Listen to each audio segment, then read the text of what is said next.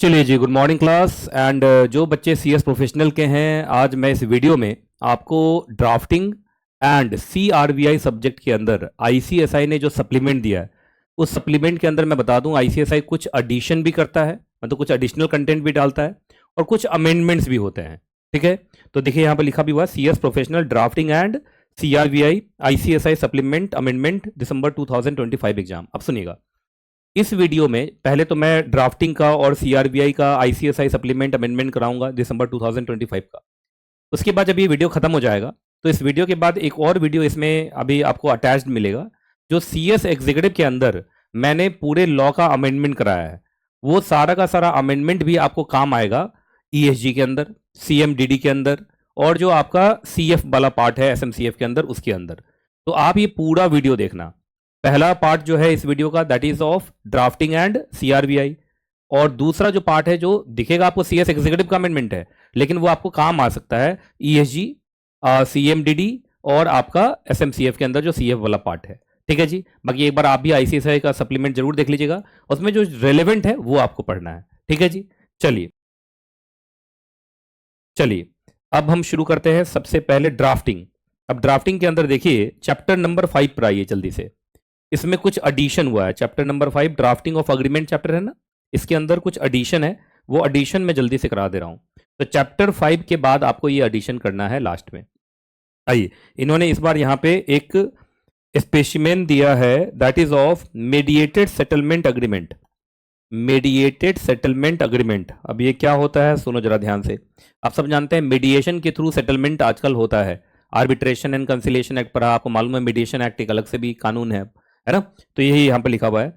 सबसे पहले आपको वही शुरुआत में जो आपका नॉन ऑपरेटिव पार्ट होता है, फिर ऑपरेटिव पार्ट है ना, और फिर फॉर्मल पार्ट सेम वही रहना है ना। और जो आपका फॉर्मेट, अगर आप पहले से उसी फॉर्मेट को याद किए हुए हो जो मैंने बताया था कि सबसे पहले नॉन ऑपरेटिव पार्ट में ये सारी चीजें आती हैं, फिर ऑपरेटिव पार्ट आता है, फिर फॉर्मल पार्ट आता है, उसी फॉर्मेट को आप यूज कर सकते हैं, है ना। बाकी यहाँ पर जो है वो मैं बता दे रहा हूँ। सबसे पहले दिस मीडिएटेड सेटलमेंट अग्रीमेंट, ये तो अग्रीमेंट का नाम हो गया, is executed on this day, है ना। आपको याद होगा ऑन दिस डे का मतलब इसे 15th डे ऑफ जून 2025 इस तरीके से लिखते हैं, at New Delhi by and between. पहला फर्स्ट पार्टी का नाम आएगा, इसमें फर्स्ट पार्टी एक मान लीजिए बॉडी कॉर्पोरेट है, कंपनी हो सकती है, एलएलपी हो सकता है, और जो दूसरा पार्टी है वो आप यहाँ पर देखिए जो सेकंड पार्टी है that is the individual, that is an individual. तो एक तरीके से बॉडी कॉर्पोरेट है, एक तरफ क्या है, कोई इंडिविजुअल है। अब देखिए यहाँ पर सबसे पहले रिसाइटल आएगा। रिसाइटल के अंदर यहाँ पर लिखा हुआ है कि दोनों पार्टी के बीच में एक अग्रीमेंट हुआ था इस तारीख को। अब इस एग्रीमेंट के clause number this, clause number this, clause number this और क्लॉज नंबर दिस के ऊपर क्या आ गया, डिस्प्यूट हो गया। क्या हो गया, डिस्प्यूट हो गया।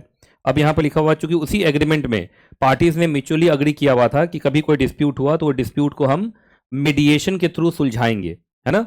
और इसलिए दोनों पार्टीज ने अब मिस्टर मीडिएटर को, अब मिस्टर आपको पूरा कुछ लिखना नहीं, मिस्टर मीडिएटर लिख सकते हैं, मिस्टर एम लिख सकते हैं, को मीडिएटर बनाया है। और मीडिएटर जब बना दिया तो बनाने के बाद मीडिएशन हुआ और मीडिएशन कंप्लीट हुआ। अब ये डिस्प्यूट सेटल हो रहा है on the following terms and condition.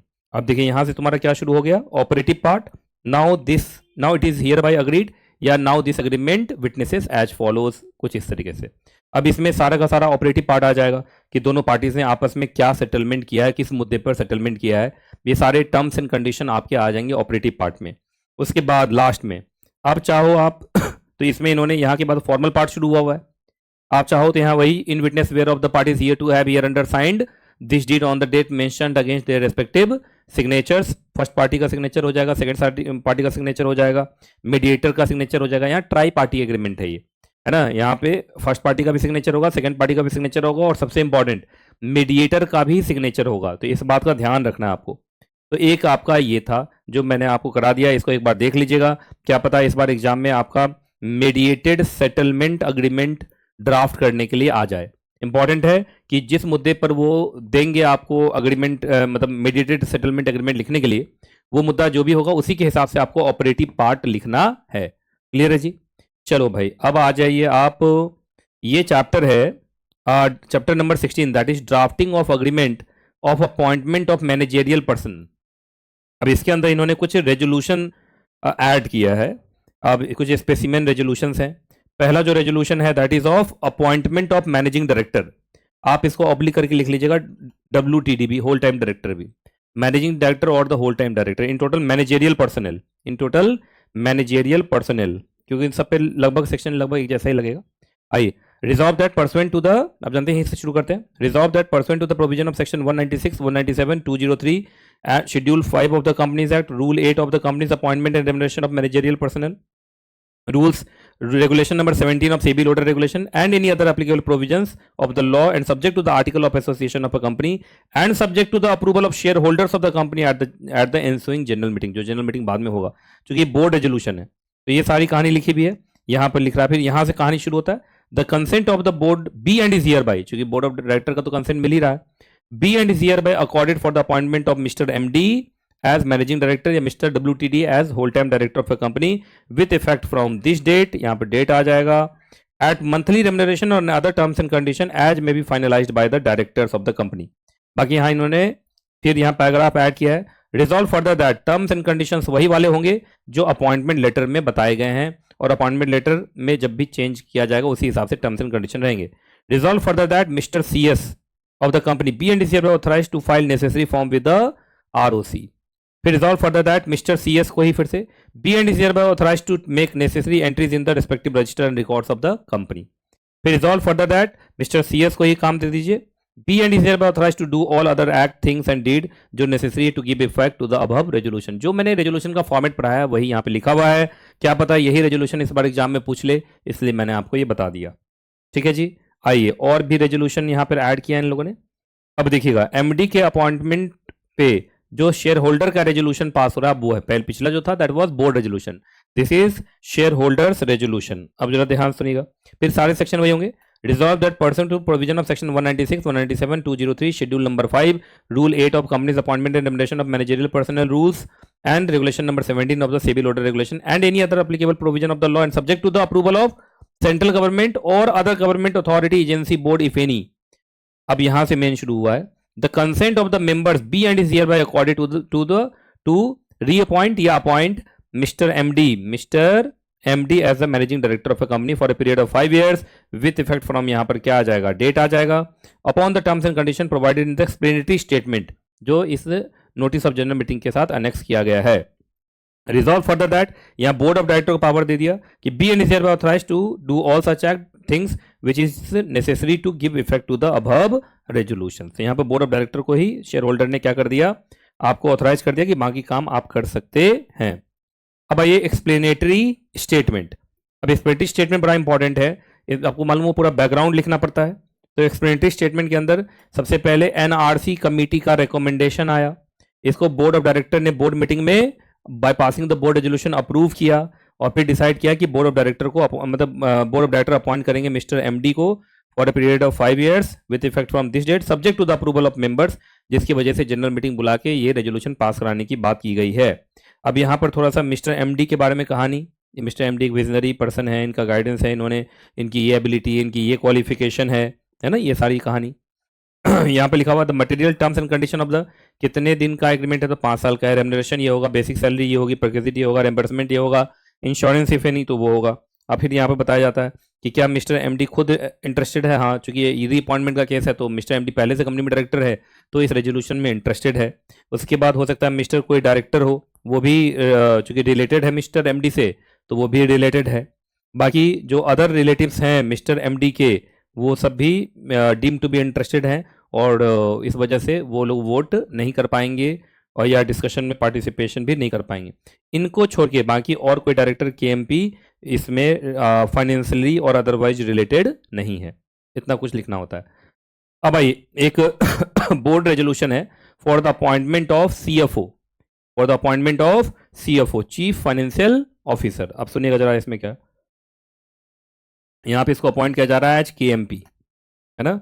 आइए, resolve that pursuant to the provision of section 203 of the Companies Act and rule 8 of the company's appointment and remuneration of managerial personnel rules and any other applicable provisions if any, यहाँ से शुरू हुआ main, the consent of the board be and is hereby accorded for the appointment of Mr. CFO as chief financial officer of a company with effect from this date at monthly remuneration and other terms and conditions as may be finalized by board of director। बाकी नीचे लिख देगा resolve further that, अब देखो board of director को ही क्या करना है, बताना है, तो यही लिख दिया। टर्म्स एंड कंडीशन वही होंगे जो अपॉइंटमेंट लेटर में हमने ऑफर किया था इनको। Resolved further that mister CS of the company be and is hereby authorized to file necessary forms. Resolve further that Mr. CS of the company B and is hereby authorized to make necessary entries into the respective register and records of a company. Resolve further that यहाँ पे कोई आपको practising firm का PCS है, PCA है, PCMA है, कोई अगर आपका फर्म है तो उस फर्म का नाम लिखना है, उसको ऑथराइज करते हैं कि आप इस फॉर्म को सर्टिफाई कर दें। अगर प्री सर्टिफिकेशन का है तो आप इसको प्री सर्टिफाई कर दें और आप ROC के साथ ये फॉर्म फाइल करें। रिजॉल्व फर्दर दैट यहाँ पर लिखा फिर mister CS be and is hereby authorized to do all such act which is necessary to give effect to the above resolution. Same कहानी, लगभग सेम फॉर्मेट सबका चल रहा है, मैं करवा दे रहा हूँ सो दैट कि एग्जाम में कहीं ये सब आ जाए तो आपको एक बार रिवाइज हुआ रहेगा। अब आइए board resolution for appointment of whole time company secretary, तो ये भी एज की MP अपॉइंट हो रहा है, एज की MP अपॉइंट हो रहा है, जरा ध्यान सुनिएगा। Resolved that pursuant to section 203 of the companies act read with rule number 8 and rule number 8A of the company's appointment and remuneration of managerial personnel rule 2014 and other applicable provisions if any of the company's act and other applicable provisions if any. यहाँ से शुरू होता है। Main the consent of the board of directors of the company B and is accorded for the appointment of Mr. CS है ना, who is associate या fellow member of the Institute of Company Secretaries of India having membership number this, और उसके पास और भी जो qualification जरूरी है हमारे कंपनी में CS बनने के लिए, इस डेट से हम उसको अपॉइंट करते हैं at such remuneration other terms and condition as may be finalised by board of directors of a company. यहाँ पे देखिए फिर वही लिखा resolve further that terms and condition वही वाले होंगे जो अपॉइंटमेंट लेटर में हमने ऑफर किया है। बाकी अब यहाँ पर आप किसी और डायरेक्टर को जैसे मिस्टर MD को ही कह दीजिए कि आप ROC के साथ फॉर्म फाइल करें। मिस्टर MD को कह दीजिए कि entries in the respective register करें, चूंकि ऑलरेडी CS का तो अपॉइंटमेंट अभी हो ही रहा है। उसके बाद यहाँ पे जो CS का फर्म है, CA का फर्म या CMA का फर्म जो भी है, उनको आपने बोला कि इसको प्री सर्टिफाई कर दीजिए फॉर्म को, और वो फॉर्म को ROC को फाइल कर दीजिए। फिर यहाँ पे मिस्टर MD, अभी ROC कहाँ का है तो ये आपको बताना, जैसे ROC of NCT of Delhi.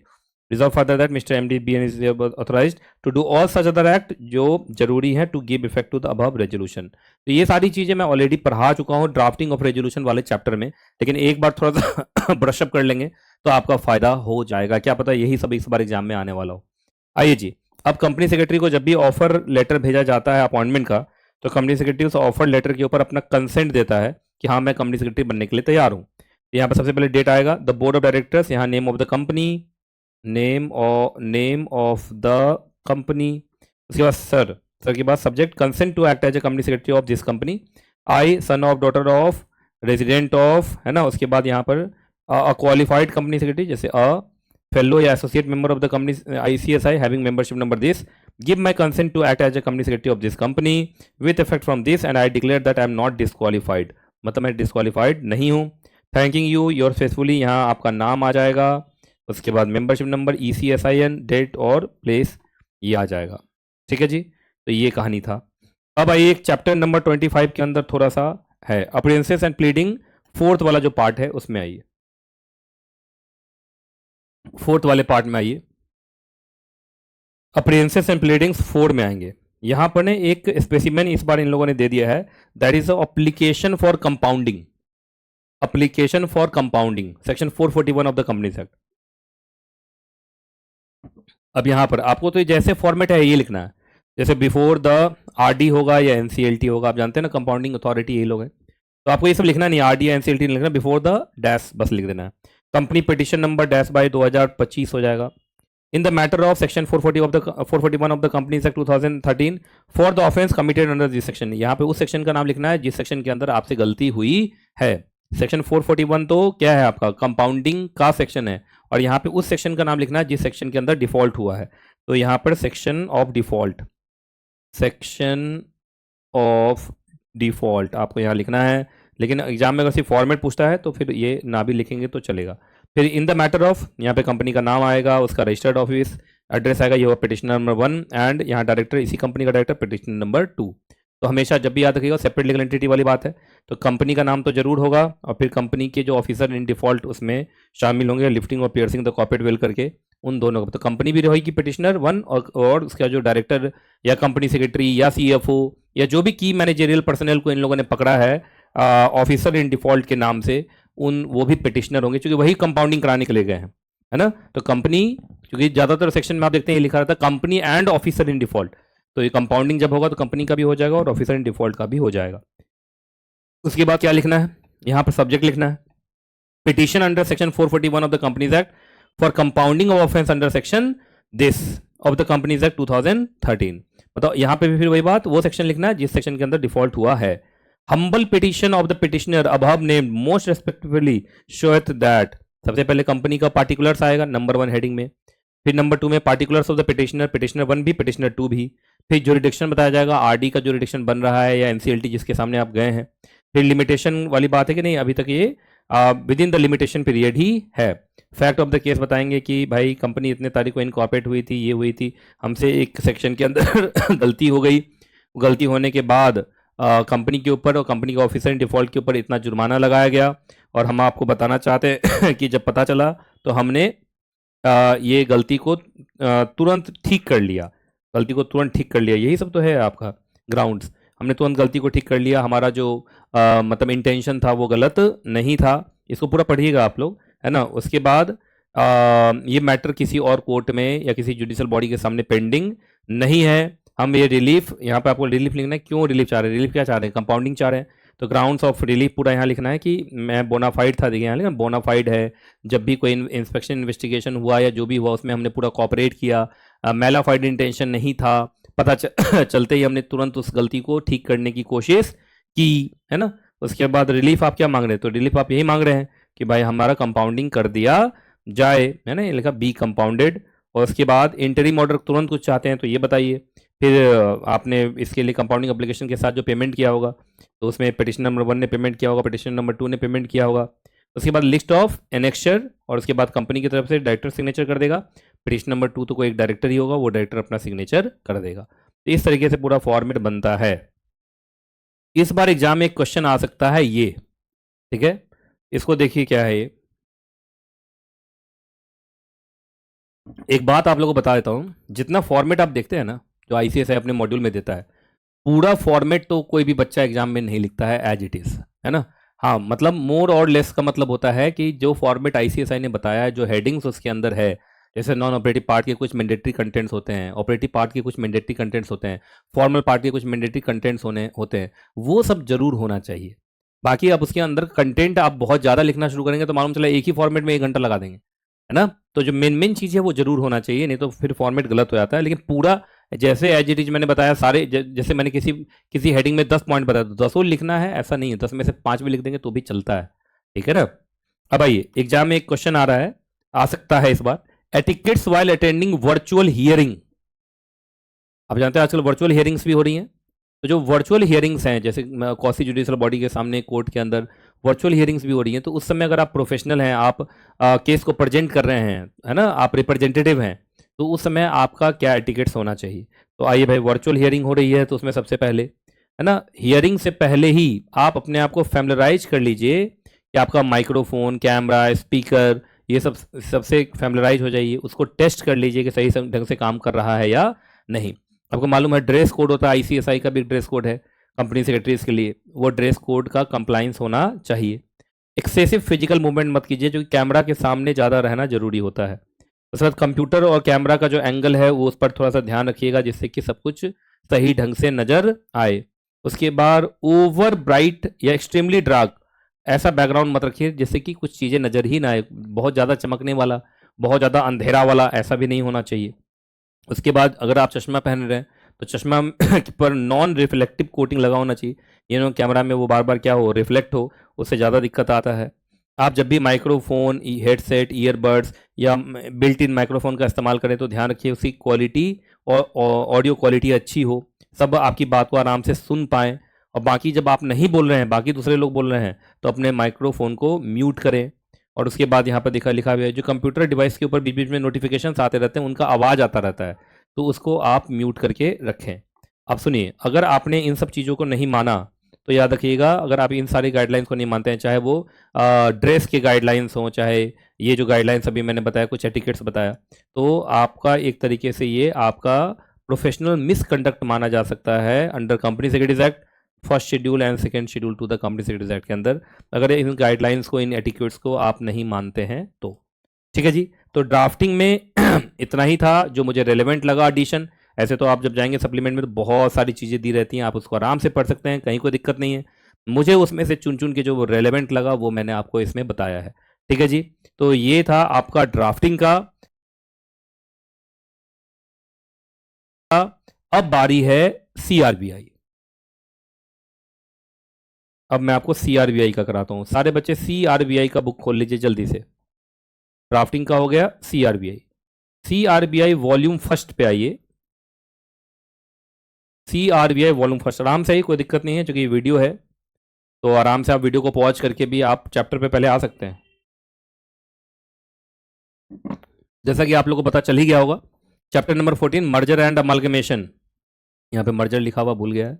Merger and amalgamation, competition law aspect. अगर आपको मालूम हो तो कॉम्बिनेशन बड़ा एक इंपॉर्टेंट एस्पेक्ट होता है कॉम्बिनेशन का। तो कॉम्बिनेशन आपको मालूम होगा, section 5 and section 6 of the competition act. Section 5 and section 6 of the competition act. जब भी किसी भी कंपनी का मर्जर, अमलगमेशन, टेक ओवर ये सब होता है तो ये सब हो सकता है कि कॉम्बिनेशन के थ्रेशोल्ड क्राइटेरिया में फॉल कर जाए, और उस केस में फिर वो propose merger and amalgamation, propose take over के लिए पहले सीसीआई का भी अप्रूवल लेना पड़ता है कि कहीं आपके कॉम्बिनेशन का एप्रिसिएबल एडवर्स इफेक्ट तो नहीं है कॉम्पिटिशन के ऊपर। ठीक है जी, तो रेगुलेशन नंबर 5 के अंदर इन्होंने कॉम्बिनेशन का डेफिनेशन दिया है, और इन्होंने बताया है कि कॉम्बिनेशन का मतलब जब भी एक्विजिशन ऑफ वन और मोर एंटरप्राइज बाय अनदर वन और मोर एंटरप्राइज, या merger and amalgamation of one company by another company, जब भी ये होगा, अगर ये एक्विजिशन हो रहा है, टेक ओवर है, कोई दिक्कत नहीं, मर्जर एंड अमलगमेशन हो रहा है, कोई दिक्कत नहीं, पर ये दोनों होने से कंपनीज का साइज बढ़ता है। तो उसी साइज को देख लीजिए, यहाँ पे लिखा हुआ है, उस साइज को उन्होंने एक थ्रेशोल्ड का एक लिमिट लगा रखा है, उस लिमिट से ज़्यादा अगर उनका साइज बढ़ता है तो फिर वो कॉम्बिनेशन कहे जाएंगे।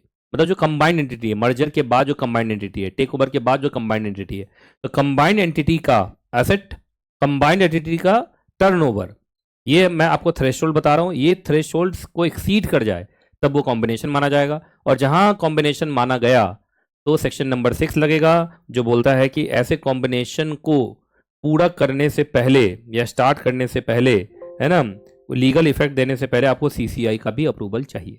आइए जी, तो वो थ्रेशोल्ड क्या है सो सुन लीजिए। आप लोग पहले पढ़े हुए हैं, एक्चुअली ये चेंज हुआ है, ये लिमिट चेंज हुआ है, ये मुझे बताना था, बाकी तो सब कुछ पढ़ा हुआ आपने। दो थ्रेशोल्ड जो है वो एसेट वाइज है और टर्नओवर वाइज है। एसेट के मुकाबले जो टर्नओवर होता है वो इंटू 3 गुना होता है, वो इंटू 3 गुना होता है, इंटू 3 गुना होता है। और एंटरप्राइज लेवल से ग्रुप लेवल, अराउंड, अराउंड मैं बोल रहा हूं, मैं पूरा नहीं बोल रहा हूं, अराउंड जो है वो आपका 4 गुना होता है। अराउंड इसलिए बोल रहा हूं कि कहीं कहीं आप देखेंगे तो यहाँ यहाँ ऐसा नहीं हुआ है, यहाँ पर ऐसा नहीं हुआ है, लेकिन मैंने अराउंड बोला कि अराउंड ऐसा ही होता हुआ नजर आता है, पर ये 3 गुना तो पक्का है। चलिए जी, अब देख लीजिए, अगर आपकी बुक में पुराना वाला होगा तो लिमिट कुछ और होगा। एंटरप्राइज लेवल है, मतलब इंडिविजुअल कंपनी लेवल है, और इन इंडिया ही दोनों कंपनी इंडिया की है, तो अगर आपका एसेट 2500 करोड़ से ज़्यादा हो जाएगा कंबाइंड एंटिटी का, और टर्नओवर बोला ही सीधा 3 गुना, तो 2500 का 3 गुना 7500, 7500 करोड़। वर्ल्ड वाइड है विथ इंडियन लेग, मतलब एक बाहर की है, एक इंडिया की है। तो यूएस डॉलर 1.25 बिलियन, जिसमें इंडिया का जो इंटरेस्ट है वो 1250 करोड़ से अगर ज़्यादा होता है तो कॉम्बिनेशन मान लिया जाएगा। टर्नओवर में इसी का 3 गुना कर दीजिए, 1.25 बन जाएगा 3.75, और 1250 बन जाएगा 3750, तो मैंने बता दी इंटू 3 गुना होता है। ग्रुप लेवल, पूरा ग्रुप इंडिया में है, तो एसेट का जो थ्रेशोल्ड है दैट इज 10,000 करोड़। टर्नओवर आपको बताया 3 गुना होगा, 30,000 करोड़। इधर देख लीजिए, आपको बताते हैं एंटरप्राइज लेवल के मुकाबले ग्रुप लेवल लगभग आपका 4 गुना होता है। 1.25 को इंटू 4 करेंगे तो आपका ये 5, तो यूएस डॉलर 5 बिलियन, हाँ ये 1250 वाला सेम ही रह जाता है। इधर 3.75 को अगर आप करते हैं तो 3 गुना, सॉरी 4 गुना, तो ये आपका हो गया अराउंड 15, और ये 3750 ही रहता है। तो इसको एक बार आपको रख लिया, मोटे मोटे तौर पे एसेट के मुकाबले टर्नओवर 3 गुना होगा, एंटरप्राइज के मुकाबले ग्रुप लेवल लगभग 4 गुना होगा, है ना, इस बात का ध्यान रखिएगा। ठीक है जी, हाँ एक होता है डी मिनिमिस एग्जेम्पशन, मतलब जो टारगेट एंटरप्राइज है वो इतना छोटा है कि उसको मर्ज करने से, उसको उसका एक्विजिशन करने से बहुत ज़्यादा फर्क नहीं पड़ा है, मतलब इस लिमिट को जरूर क्रॉस किया गया है पर उस लिमिट में उस टारगेट एंटरप्राइज का उतना योगदान नहीं है। जैसे एग्जाम्पल, अगर आपका टारगेट एंटरप्राइज का एसेट 450 करोड़ से कम है तो ऐसे को आप एक्वायर कर लो, एक्वायर करने के बाद भी अगर आपका ये थ्रेशोल्ड एक्सीड कर जाए तो भी वो कॉम्बिनेशन माना नहीं जाएगा। और अगर उसका टर्नओवर 1250 करोड़ से कम है तो याद रखिएगा, ऐसे एंटरप्राइज को अगर आप टेक ओवर कर लेते हैं, मर्ज कर लेते हैं और थ्रेशोल्ड आपका एक्सीड कर गया, तो भी वो थ्रेशोल्ड एक्सीड किया हुआ माना नहीं जाएगा, आप कॉम्बिनेशन माने नहीं जाएंगे, क्योंकि टारगेट एंटरप्राइज का जो रोल है वो बहुत मिनिमम है, मिनिमस है, और इस वजह से इसको फिर क्या नहीं माना जाएगा, आपको कॉम्बिनेशन माना नहीं जाएगा, आप बच जाएंगे, है ना। और ये हमेशा के लिए नहीं बचे रहेंगे, याद रखिएगा, शुरुआत के 5 साल तक बचे रहेंगे, ठीक है ना, ये वाला कहानी होता है। ठीक है जी, क्लियर है। तो ये आप एक बार अमेंडमेंट कर लीजिएगा, ये अमेंडमेंट है, ये एडिशन नहीं है, ये अमेंडमेंट है। ठीक है, चलो जी आगे आ जाओ भाई। अब आ जाइए आप चैप्टर नंबर 18 के अंदर। Chapter number 18 planning and strategy merger and acquisition funding. इसके अंदर 2 चीज़ें इन्होंने इस बार जोड़ दिया है, दैट इज कैश डील और स्टॉक डील। ये सब आप जानते हैं, लेकिन फिर भी इन्होंने इस बार अलग से दिखा दिया। अब कैश डील में तो यही है कि कंसीडरेशन में क्या मिलेगा, कैश मिलेगा। अब कैश डील में कैसे होगा, सो सुनो मैं यहाँ लिख के दिखाता हूँ, है ना। कैश डील जब होगा तो क्या होगा, देखिए यहाँ पे एक कंपनी है ट्रांसफरी कंपनी, जो बायर है, जो क्या है, बायर है। ये है ट्रांसफरर कंपनी जो कि सेलर है, जो बिक रही है। अब जरा ध्यान से सुनिएगा, यहां पर क्या होगा, ट्रांसफरी कंपनी क्या करेगा, जरा ध्यान सुनिएगा, ट्रांसफरी कंपनी क्या करेगा, ट्रांसफरर कंपनी के सारे एसेट, सारे लायबिलिटीज को लेगा, यहां से जाएगा असेट, यहां से जाएगा असेट्स, और यहां से ट्रांसफरी कंपनी अपना शेयर्स नहीं देगा, सीधा कैश पेमेंट कर देगा to the share holders of transferor company, है ना। सीधा क्या दे देगा, कैश टू द, सीधी सी बात है, ट्रांसफर कंपनी का ओनर कौन है, शेयर होल्डर ही है, तो शेयर होल्डर को तो दिया जाएगा। तो cash to the share holders of transferor company, वो सीधा क्या दे देगा, कैश दे देगा, बस सीधा बात है। अपना शेयर्स नहीं देगा। जो ट्रांसफरी कंपनी है, जो बायर है, वो एसेट्स के बदले, ये हो गया स्टेप नंबर 1, ये हो गया स्टेप नंबर 2, सीधा कैश पेमेंट कर देगा, एकदम सीधा खरीद बिक्री का केस है। हमने आपके सारे एसेट्स ले लिए और उसके बदले हमने आपको क्या दे दिया, कैश दे दिया, कहानी खत्म। ये कैश डील है। तो कैश डील के अंदर बताइए, कंसिडरेशन पे आप क्या देते हैं, शेयर्स वेयर्स का कोई इन्वॉल्वमेंट नहीं है, सीधा उठा के क्या दे दिया, कैश दे दिया, हार्ड कैश उठा के दे दिया। अब हार्ड कैश मतलब कैश ही नहीं, ऑनलाइन ट्रांसफर सब ही होगा, चेक वेक के थ्रू ही होगा, बैंकिंग रूट के थ्रू ही होगा, मतलब शेयर्स का कोई इन्वॉल्वमेंट नहीं है, हमने आपके एसेट्स लिए, एसेट्स के बदले हमने आपको कैश दे दिया। तो ये कहानी है, तो ये था कैश डील। अब सुनिए यहाँ देखो, ये लिखा हुआ है, in a cash deal the acquiring company कौन हो गई, ट्रांसफरी लिख लीजिएगा, ट्रांसफरी कंपनी, वो share holders of the target company, share holders of the target company कौन है, ट्रांसफरर कंपनी। ट्रांसफरर कंपनी के शेयर होल्डर को सीधा क्या कर देगा भाई, आपको कैश दे देगा पर शेयर के हिसाब से, मतलब शेयर्स के बदले शेयर्स नहीं, आप अपना शेयर दीजिए, ट्रांसफरर का शेयर दीजिए, उसके बदले हम आपको क्या दे देंगे, कैश दे देंगे। ठीक है, यहाँ तो लिखा हुआ कंपनी ए एक बहुत बड़ी कंपनी है, उसने कंपनी बी को, है ना, तो कंपनी बी कौन है, ट्रांसफरर, कंपनी ए कौन है, ट्रांसफरी, है ना। इन्होंने कहा कि भाई इसको खरीदना है, खरीदने के लिए इन्होंने सीधा बोल दिया कि हम आपको $10 पर शेयर देंगे। तो सीधी सी बात है, जिस दिन ये डील कंप्लीट होगा, जो भी कंपनी बी के शेयर होल्डर्स होंगे, उनको शेयर्स के बदले क्या मिलेगा, $10 ईच शेयर। जिसके पास ज़्यादा शेयर्स होंगे उसको ज़्यादा डॉलर मिलेगा, कम शेयर्स होंगे कम डॉलर मिलेगा। क्लियर है जी। अब कैश डील के फायदे क्या हैं, सबसे पहले सर्टेनिटी ऑफ पेमेंट, क्योंकि उनको पूरा कैश मिल रहा है, कैश तो सबसे लिक्विड होता है, कम से कम ट्रांसफरर के शेयर होल्डर्स को कोई डाउट वाउट होगा नहीं, उसको एकदम पूरा प्योर कैश मिल जाएगा। सिंप्लीफाइड वैल्यूएशन, आपकी कंपनी इतने की है और हम इतना कैश पे करेंगे, उसी कैश को divided by total number of outstanding shares कर दीजिए, हम पर शेयर उतना पेमेंट करने वाले हैं। तो स्ट्रेट फॉरवर्ड है, इसमें ज़्यादा टेक्निकलिटीज़ नहीं है। मिनिमल डायल्यूशन कुछ नहीं, यहाँ पर जो ट्रांसफरर के शेयर होल्डर है वो ट्रांसफरी के शेयर होल्डर बनेंगे ही नहीं, ट्रांसफरी ने तो कैश देके उनको विदा कर दिया, उनका रोल ही खत्म कर दिया। तो ट्रांसफरी के अंदर उनका कोई भी dilution in control, dilution in management, कुछ भी ऐसा होने वाला नहीं है, क्योंकि ट्रांसफरी यहाँ पे ट्रांसफरर के शेयर होल्डर को अपने साथ कंटिन्यू ही नहीं कर रहा है, वो कैश देके उनको विदा कर दे रहा है। अब आइए, जो स्टॉक डील है, अब नाम से लग रहा है स्टॉक डील में क्या होने वाला है, यहाँ कंसिडरेशन जो मिलेगा दैट विल बी शेयर्स, जो कंसिडरेशन मिलेगा दैट विल बी शेयर्स। अब जरा ध्यान से सुनिएगा, इसमें क्या होगा, देखिए यहाँ पर देखिए, अगर आपको वीडियो तेज लगे तो वीडियो को रोक के पहले लिख लीजिए, उसके बाद आप आगे वीडियो प्ले कीजिएगा, ठीक है। ये देखिए चार्ट मैंने बनाया था ना अभी, ये वाला चार्ट देखो, ये वाला, बस इसी में मैं अगर इसको चेंज कर देता हूँ, मैं यहाँ पर कर दूंगा स्टॉक डील, स्टॉक डील में बस मैं यहाँ से क्या करूँगा, कैश हटाऊंगा, कैश की जगह पे ट्रांसफरी कंपनी क्या करेगा, अपना शेयर्स देगा, अपना क्या करेगा, शेयर्स देगा।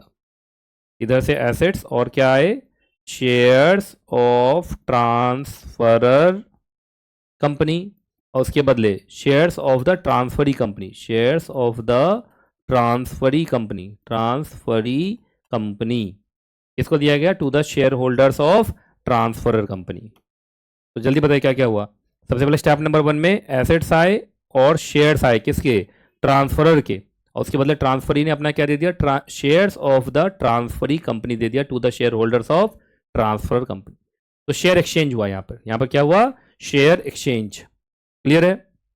अब देखिए यहाँ पर, तो आप चाहो तो यहाँ लिख दो शेयर एक्सचेंज, शेयर एक्सचेंज लिख लिया। अब देखिए यहाँ पे कंपनी एक्स है, एक बड़ी कंपनी है, कंपनी वाई को क्या करना चाहती है, एक्वायर, तो कंपनी वाई हो गई ट्रांसफरर, कंपनी एक्स हो गई ट्रांसफरी। ठीक है, company X is transferee, company Y is transferor. अब यहाँ पे इन लोगों ने क्या सोचा, स्टॉक टू स्टॉक ट्रांजेक्शन करेंगे। अब यहाँ पे इन्होंने बोल दिया है कि कंपनी वाई थोड़ी छोटी कंपनी है, इसके 2 शेयर्स के बदले कंपनी एक्स अपना क्या करेगा, 1 शेयर एक्सचेंज करेगा। तो ये हो गया share exchange ratio, share exchange ratio. यहाँ कैश नहीं होगा, यहाँ पे आपका शेयर एक्सचेंज रेशियो के हिसाब से शेयर एक्सचेंज होगा। हाँ, शेयर एक्सचेंज रेशियो में अगर किसी का कोई आपका पॉइंट में कुछ अगर आ जाता है तो उस पॉइंट वाले को मैनेज करने के लिए थोड़ा बहुत कैश दिया जा सकता है, पर ज़्यादातर शेयर्स टू शेयर्स ही होगा, शेयर्स टू शेयर्स ही होगा। लिखते जा रहे हैं ना, चलिए जी आइए आगे। यहाँ पर देखिए, यहाँ पर लिखा भी हुआ है कि सीधी सी बात है कि अगर कंपनी वाई के शेयर होल्डर तैयार होते हैं तो फिर कंपनी वाई के शेयर होल्डर्स को शेयर्स के बदले क्या मिलेगा, शेयर्स मिलेगा, कैश वैश नहीं मिलेगा जनरली। क्या क्या फ़ायदे हैं भाई, सबसे बड़ा फ़ायदा ये है टैक्स बेनिफिट। आपको मालूम होगा इनकम टैक्स एक्ट के अंदर भी ये बोलते हैं कि कम से कम 75% शेयर होल्डर कॉन्टिन्यू होना चाहिए इन द ट्रांसफरी, तभी वो ट्रांसफ़र नहीं माना जाएगा, तभी कैपिटल गेन टैक्स से आपको मुक्ति मिलेगी। वही वाली बात है। वैल्यूएशन में थोड़ी फ्लेक्सिबिलिटी रहेगी, यहाँ 46 काट दिया गया तो पेज नंबर है ना, यहाँ फ्लेक्सिबिलिटी रहेगी, क्योंकि क्या होता है स्टॉक प्राइस थोड़ा फ्लक्चुएट भी करता है ऊपर नीचे, तो थोड़ा सा वैल्यूएशन में फ्लेक्सिबिलिटी रहेगी। और सिनर्जी का फायदा रहेगा, क्योंकि शेयर होल्डर कंटिन्यू करेगा, मैनेजमेंट हो सकता है कंटिन्यू करे, है ना, तो उसमें थोड़ा सिनर्जेटिक फायदा होगा। जो टैलेंट है, सिर्फ एसेट से नहीं आ रहे, शेयर से नहीं आ रहे, टैलेंट भी आ रहा है, तो यहाँ थोड़ा सिनर्जी ज़्यादा होता है। अब आइए कंसिडरेशन फॉर चॉइस, यहाँ लिखिएगा फॉर चॉइस बिटवीन, है ना, कैश डील या स्टॉक डील, लिखिएगा कैश डील और स्टॉक डील। मतलब कब कैश डील करें, कब स्टॉक डील करें, उसके लिए कंसीडरेशन, मतलब उसके लिए चॉइस करते समय किन किन चीज़ों को हमें कंसीडर करना है। Consideration for choice between cash deal, stock deal. अब भाई सबसे पहले मार्केट कंडीशंस को आपको देखना पड़ेगा कि भाई कैश डील करें कि स्टॉक डील करें, उसमें मार्केट में फाइनेंसिंग कितना है, मतलब मार्केट कंडीशन क्या है, फाइनेंसिंग की क्या अवेलेबिलिटी है, मतलब कैश डील करने जाएंगे तो कैश तो देना पड़ेगा ना, कैश होना भी तो चाहिए, और एक बार वैल्यूएशंस भी देखना पड़ेगा कंपनीज का। शेयर होल्डर प्रेफरेंस, भाई शेयर होल्डर क्या प्रेफरेंस है, क्या वो ट्रांसफरिंग में कंटिन्यू करना चाहता है। रेगुलेटरी रिक्वायरमेंट भी, बहुत बार कैश डील बहुत जगह मना होता है, बहुत जगह टैक्सेशन बेनिफिट्स के लिए आपको स्टॉक टू स्टॉक डील ही करना पड़ेगा। तो ओवरऑल आप बहुत सारे फैक्टर्स को देखते हुए आप डिसाइड करते हैं कि हमें क्या करना है, स्टॉक डील करना है कि कैश डील करना है। ठीक है जी, तो ये था, ये भी मैंने करा दिया। अब आइए CRVI वॉल्यूम सेकेंड के अंदर आइएगा आप, CRVI वॉल्यूम सेकेंड में आइए, जो IBC के ऊपर बुक है, इसमें आइए आप, चैप्टर नंबर 4 कंडक्टिंग किर्प, इस चैप्टर में आइए। चलिए जी, अब इसमें क्या है, मैं बार बार बोल रहा हूँ, अगर आप जल्दी से पेज नहीं खोल पा रहे हैं, बुक नहीं खोल पा रहे हैं, तो वीडियो को रोक दीजिए, पहले बुक खोल लीजिए, चैप्टर पे आ जाइए, उसके बाद पढ़िए। आइए, सबसे पहले इसमें आपको एक जोड़ देना है, regulation number 3A। Actually book के अंदर आप देखेंगे तो वहाँ पे ड्यूटीज ऑफ IRP तो है, पर ड्यूटीज ऑफ RP के नाम से नहीं है, रेजोल्यूशन प्रोफेशनल। तो ड्यूटीज ऑफ RP के अंदर रेगुलेशन नंबर 3A जोड़ दीजिए, और यहाँ पे वही है जो IRP का वही है। सबसे पहले इनकी एक ड्यूटी है कि जो भी, ध्यान सुनिएगा, 2 चीज़, जो कॉर्पोरेट डेटर है उसके जो रिकॉर्ड्स ऑफ इंफॉर्मेशन है, टिक लगाएगा, जैसे मैं टिक लगा रहा हूँ, टिक लगाना बहुत जरूरी है, record of information relating to the assets, finances and operation of the corporate debtor. एक तो इस रिकॉर्ड को अपने कस्टडी में और कंट्रोल में लेगा। दूसरा, जो एसेट्स, यहां ध्यान सुनिएगा, जैसे जैसे मैं टिक लगा रहा हूं, बी पॉइंट है, जो एसेट्स कॉर्पोरेट डेटर के बैलेंस शीट में दिखाए गए हैं, या तो बैलेंस शीट में दिखाए गए हैं या अदर रिकॉर्ड्स में एसेट्स दिखाए, उस एसेट्स का भी क्या करेगा, आपको कस्टडी और कंट्रोल लेगा। तो 2 चीज़ का यहाँ देखिए, यहाँ इस तरीके से टिक लगा दीजिएगा, records of information and proper assets, इन दोनों का कस्टडी और कंट्रोल लेना उसका काम है। पहला ये टिक लगा लिए, जैसे मैंने टिक लगाया जल्दी से नहीं हो पा रहा है तो धीरे धीरे वीडियो को रुक रुक के पढ़िएगा, ठीक है। दूसरा, अब यहां पर ये है कि जो कॉर्पोरेट डेटर के ऑफिसर्स हैं, प्रोमोटर्स हैं, पर्सनल हैं, उनकी भी कोई ऑब्लिगेशन है। ऑब्लिगेशन ये है कि वो एक लिस्ट बना के दें, लिस्ट ऑफ एसेट्स और लिस्ट ऑफ रिकॉर्ड्स। यहाँ पे देखिए साफ साफ लिखा हुआ है कि उनके ऊपर जिम्मेदारी है कि उनको करना ही है, चाहे आईआरपी हो चाहे वो आरपी हो, इन दोनों को एक लिस्ट बना के देना है, लिस्ट ऑफ एसेट्स और list of record, list of assets और लिस्ट ऑफ रिकॉर्ड्स। जब वो लिस्ट ऑफ एसेट्स और लिस्ट ऑफ रिकॉर्ड्स मिल जाएगा तो आईआरपी और आरपी डिसाइड करेगा कि कौन से पर्सन के पोजीशन में ये सारी चीजें रहेंगी, वो अपना डिसाइड कर लेगा, ठीक है जी। उसके बाद आइए अगला, अगर सेकंड वाले पॉइंट में देख लीजिए, सब रेगुलेशन सेकंड वाले में अगर उनको एसेट्स या रिकॉर्ड नहीं दिया जाता है ना, एसेट्स और रिकॉर्ड उनको नहीं दिया जाता है या उनको लिस्ट विस्ट नहीं दिया जाता है, तो याद रखिएगा फिर जो आईआरपी और आरपी है वो खुद ही फिर एक list of assets, list of record prepare करेगा और फिर वो प्रिपेयर करने के बाद वो आइडेंटिफाई भी कर देगा कि इसी पर्सन के हाथ में अब ये सारे एसेट्स और रिकॉर्ड्स रहेंगे, ठीक है। ये हो गया नंबर 3। नंबर 3 के बाद आइए नंबर 4। अब चाहे रेगुलेशन 2 या रेगुलेशन 3 के हिसाब से जो भी लिस्ट ऑफ एसेट्स या लिस्ट ऑफ रिकॉर्ड्स बने हैं उस पर कम से कम 2 इंडिविजुअल का सिग्नेचर करना है। अब सुनिएगा जरा ध्यान से, साइंड बाय द पार्टीज, जो पार्टीज हैं, जो पार्टीज वहाँ प्रेजेंट हैं वो, और कम से कम 2 और इंडिविजुअल होगा जो विटनेस बनेगा। क्या बनेगा? विटनेस बनेगा कि हाँ ये लिस्ट ऑफ एसेट्स बने हैं, ये लिस्ट ऑफ रिकॉर्ड, और इसी लिस्ट के हिसाब से एसेट्स का कस्टडी लिया जा रहा है, कंट्रोल लिया जा रहा है। उसके बाद आइए अगला, देखो सीधा सा लिखा हुआ है कि आईआरपी और आरपी को अगर लगता है कि चीज़ें सही ढंग से नहीं मिल रही हैं तो वो रिक्वेस्ट करेगा, रिक्वेजिशन मतलब रिक्वेस्ट करेगा from the personal of the corporate debtor कि भाई मुझे इन्फॉर्मेशन चाहिए, मुझे एसेट्स चाहिए। वो देखो यहाँ पर रिक्वेजिशन कर रहा है फॉर रिकॉर्ड्स, यहाँ रिक्वेजिशन कर रहा है फॉर एसेट्स। तो मोटे मोटे 6 ड्यूटीज़ हैं जो मैंने आपको यहाँ पर बता दी। ज़्यादातर आईआरपी वाले में भी ये लिखा हुआ था, लेकिन अब आईआरपी के साथ साथ ये आरपी का भी है। जब आरपी की बात आएगी तो यहाँ पे रेगुलेशन नंबर 3A आपको लिखना है, ठीक है जी। चलिए अब आ जाइए चैप्टर नंबर 9 में, वॉलेंट्री लिक्विडेशन में आ जाइए। चैप्टर नंबर 9 वॉलेंट्री लिक्विडेशन, इसमें अमेंडमेंट है, इसमें आपका अमेंडमेंट है, ठीक है जी। अब अमेंडमेंट में अगर आप जाएंगे यहाँ पर आपको याद होगा कंप्लीशन ऑफ लिक्विडेशन नाम से होगा, रेगुलेशन नंबर 37। वहाँ पे चीज़ें चेंज हैं। अब चेंज क्या है सो सुनिए।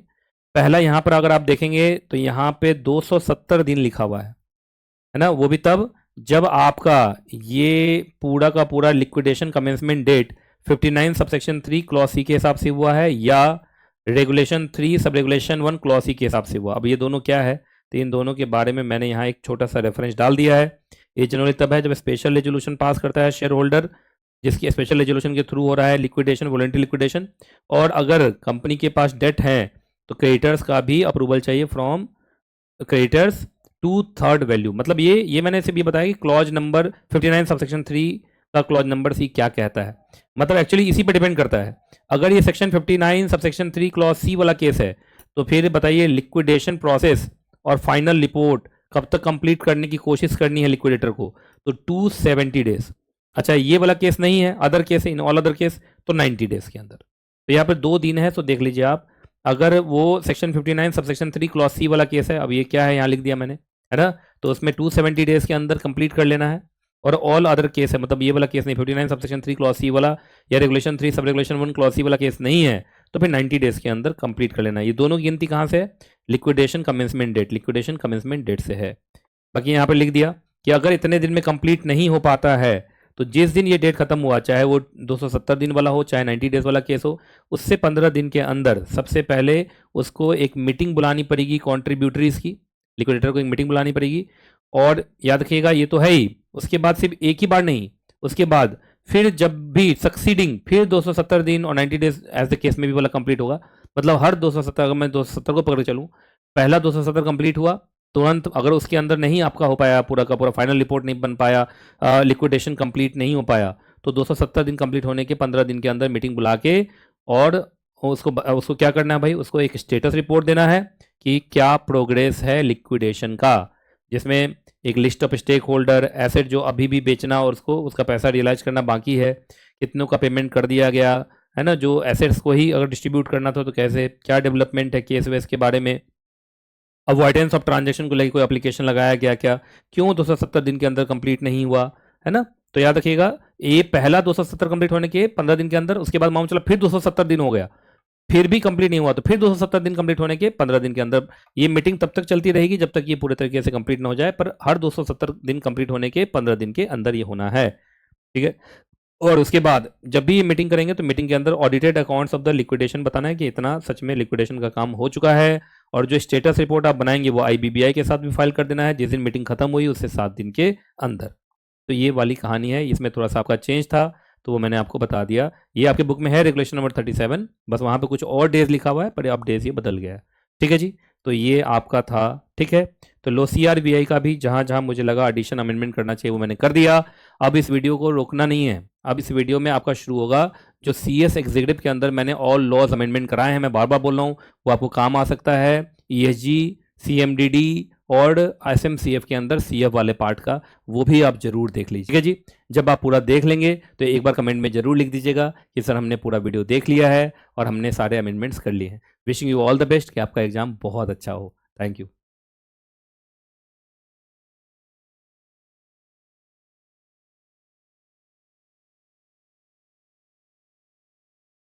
चलिए, गुड मॉर्निंग क्लास। तो चलिए सबसे पहले अमेंडमेंट कर ले, है ना। चूंकि आप लोग का एग्जाम है तो ज़्यादा टाइम खराब नहीं करना है, जल्दी जल्दी सब कुछ कंप्लीट करना है और जल्दी से आपको विदा भी कर देना है। घर पे जाते ही आपका स्टडी टेबल आपका इंतजार कर रहा है। तो इतने भी फोकस्ड हम नहीं हैं जितना आप बोल रहे हैं, है ना।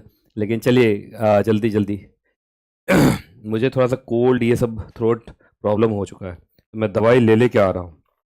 इसमें भी मैंने दवाइयाँ रखी हैं, पर दवाइयों में से मैं अभी एक ये रखा है। क्या है ये? हाँ, हिमालय का है ना। ये खाने से ना, नहीं तो मैं खांसी करते करते मैं भी बहुत सारा दवा खा के आया हूँ तब ऐसा हूँ, नहीं तो हाँ उसी के तरह है। तो थोड़ा सा एनर्जी कम रहेगा लेकिन अमेंडमेंट हम कर लेंगे, ठीक है ना। तो सबसे पहले ना आप ग्रुप 1 वालों का करते हैं। तो ग्रुप 1 वाले बच्चे सबसे पहले CLP का बुक निकाल लीजिए। CLP वॉल्यूम फर्स्ट निकाल लीजिए। नहीं लाए?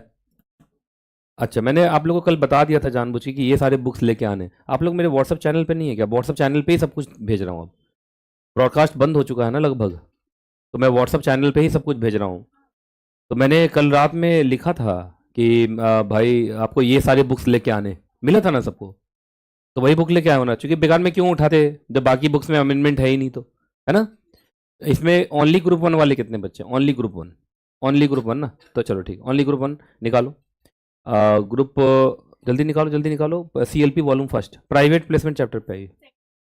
अच्छा अच्छा, निकाल लिया? प्राइवेट प्लेसमेंट चैप्टर पे आ गए?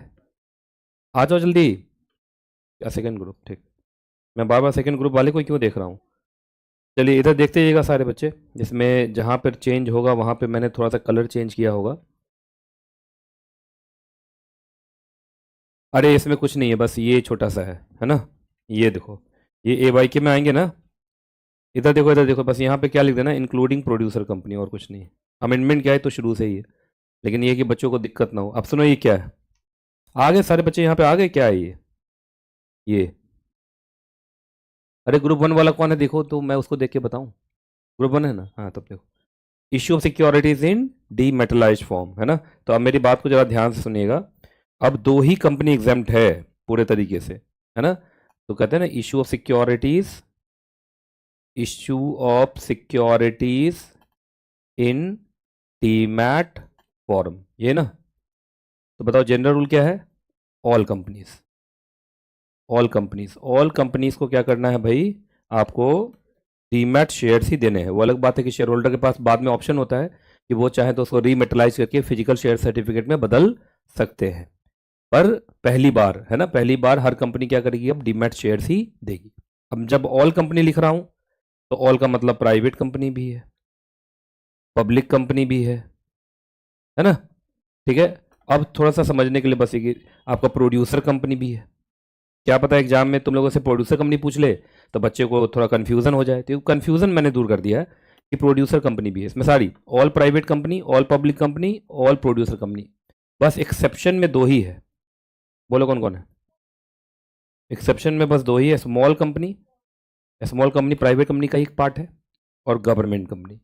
बस ध्यान रखना है, बस यही 2 कंपनी एग्जम्प्टेड है, बाकी हर कंपनी को जब वो शेयर्स अलॉट करेंगे तो that should always be in demat form only. बाकी शेयर होल्डर के पास ऑप्शन होता है कि वो रीमेटलाइजेशन करवा सकते हैं। क्या करवा सकते हैं?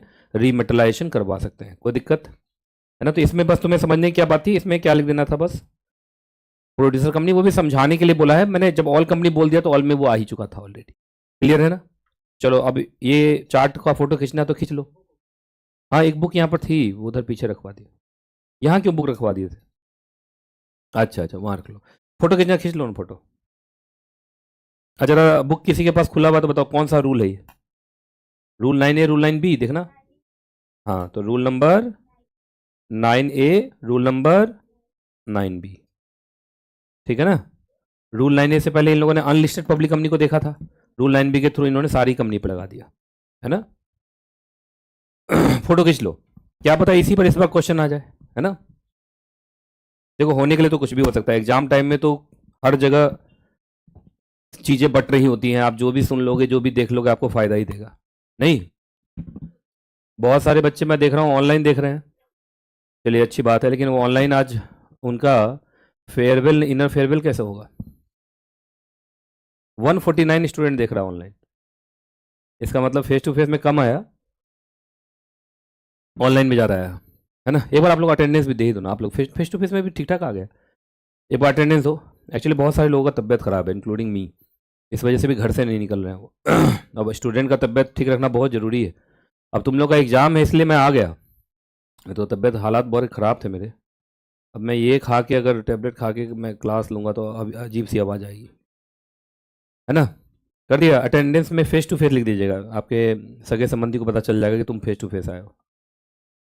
सारे बच्चे एक बार वीडियो को लाइक भी कर दीजिएगा।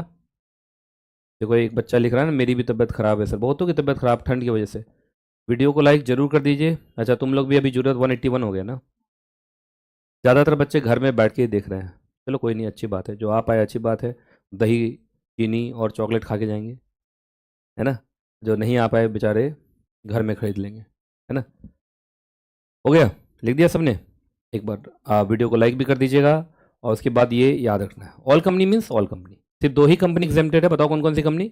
The small company and government company, इन दोनों को छोड़ दो, बाकी all companies are required to issue the securities in demat form only.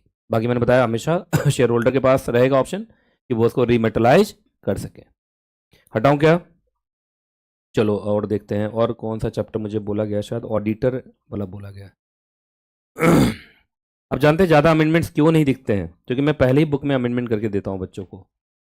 तो तुम जब ICSI का सप्लीमेंट देखोगे ना, तो सप्लीमेंट में 2024 वाला अमेंडमेंट भी रहता है और 2025 वाला भी रहता है, तो हम तो बुक हमेशा अमेंड कर देते हैं। तो उसमें आपको मैंने किया हुआ है, बाकी अमेंडमेंट तो मैंने क्लास में पढ़ाया हुआ है। 1-2 अमेंडमेंट अगर मेरे से छूट गया हो या बुक बनने के बाद आया हो तो बस वही करवा रहा हूँ। तो ICSI के सप्लीमेंट को देखे घबरा मत जाना, है ना। ऑडिट एंड ऑडिटर चैप्टर शायद बताया गया है, मैं देख लेता हूँ।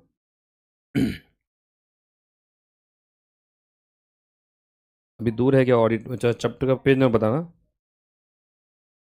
पेज नंबर बताना, ऑडिट ऑडिटर 531।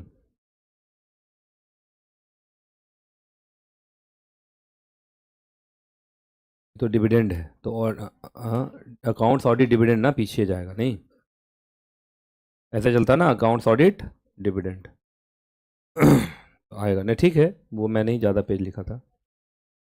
अब इसमें देखता हूँ कहीं ना कहीं अलग कलर में होगा तो, हाँ आ गया ना, एक आया था ना बीच में। तो जब भी अमेंडमेंट होता है मैं थोड़ा सा चेंज कर देता हूँ। हाँ, आ जाओ भाई, सारे बच्चे आ जाओ, ऑडिट एंड ऑडिटर चैप्टर पे आ जाओ, ऑडिट एंड ऑडिटर चैप्टर पे आ जाइए सारे बच्चे, ऑडिट एंड ऑडिटर।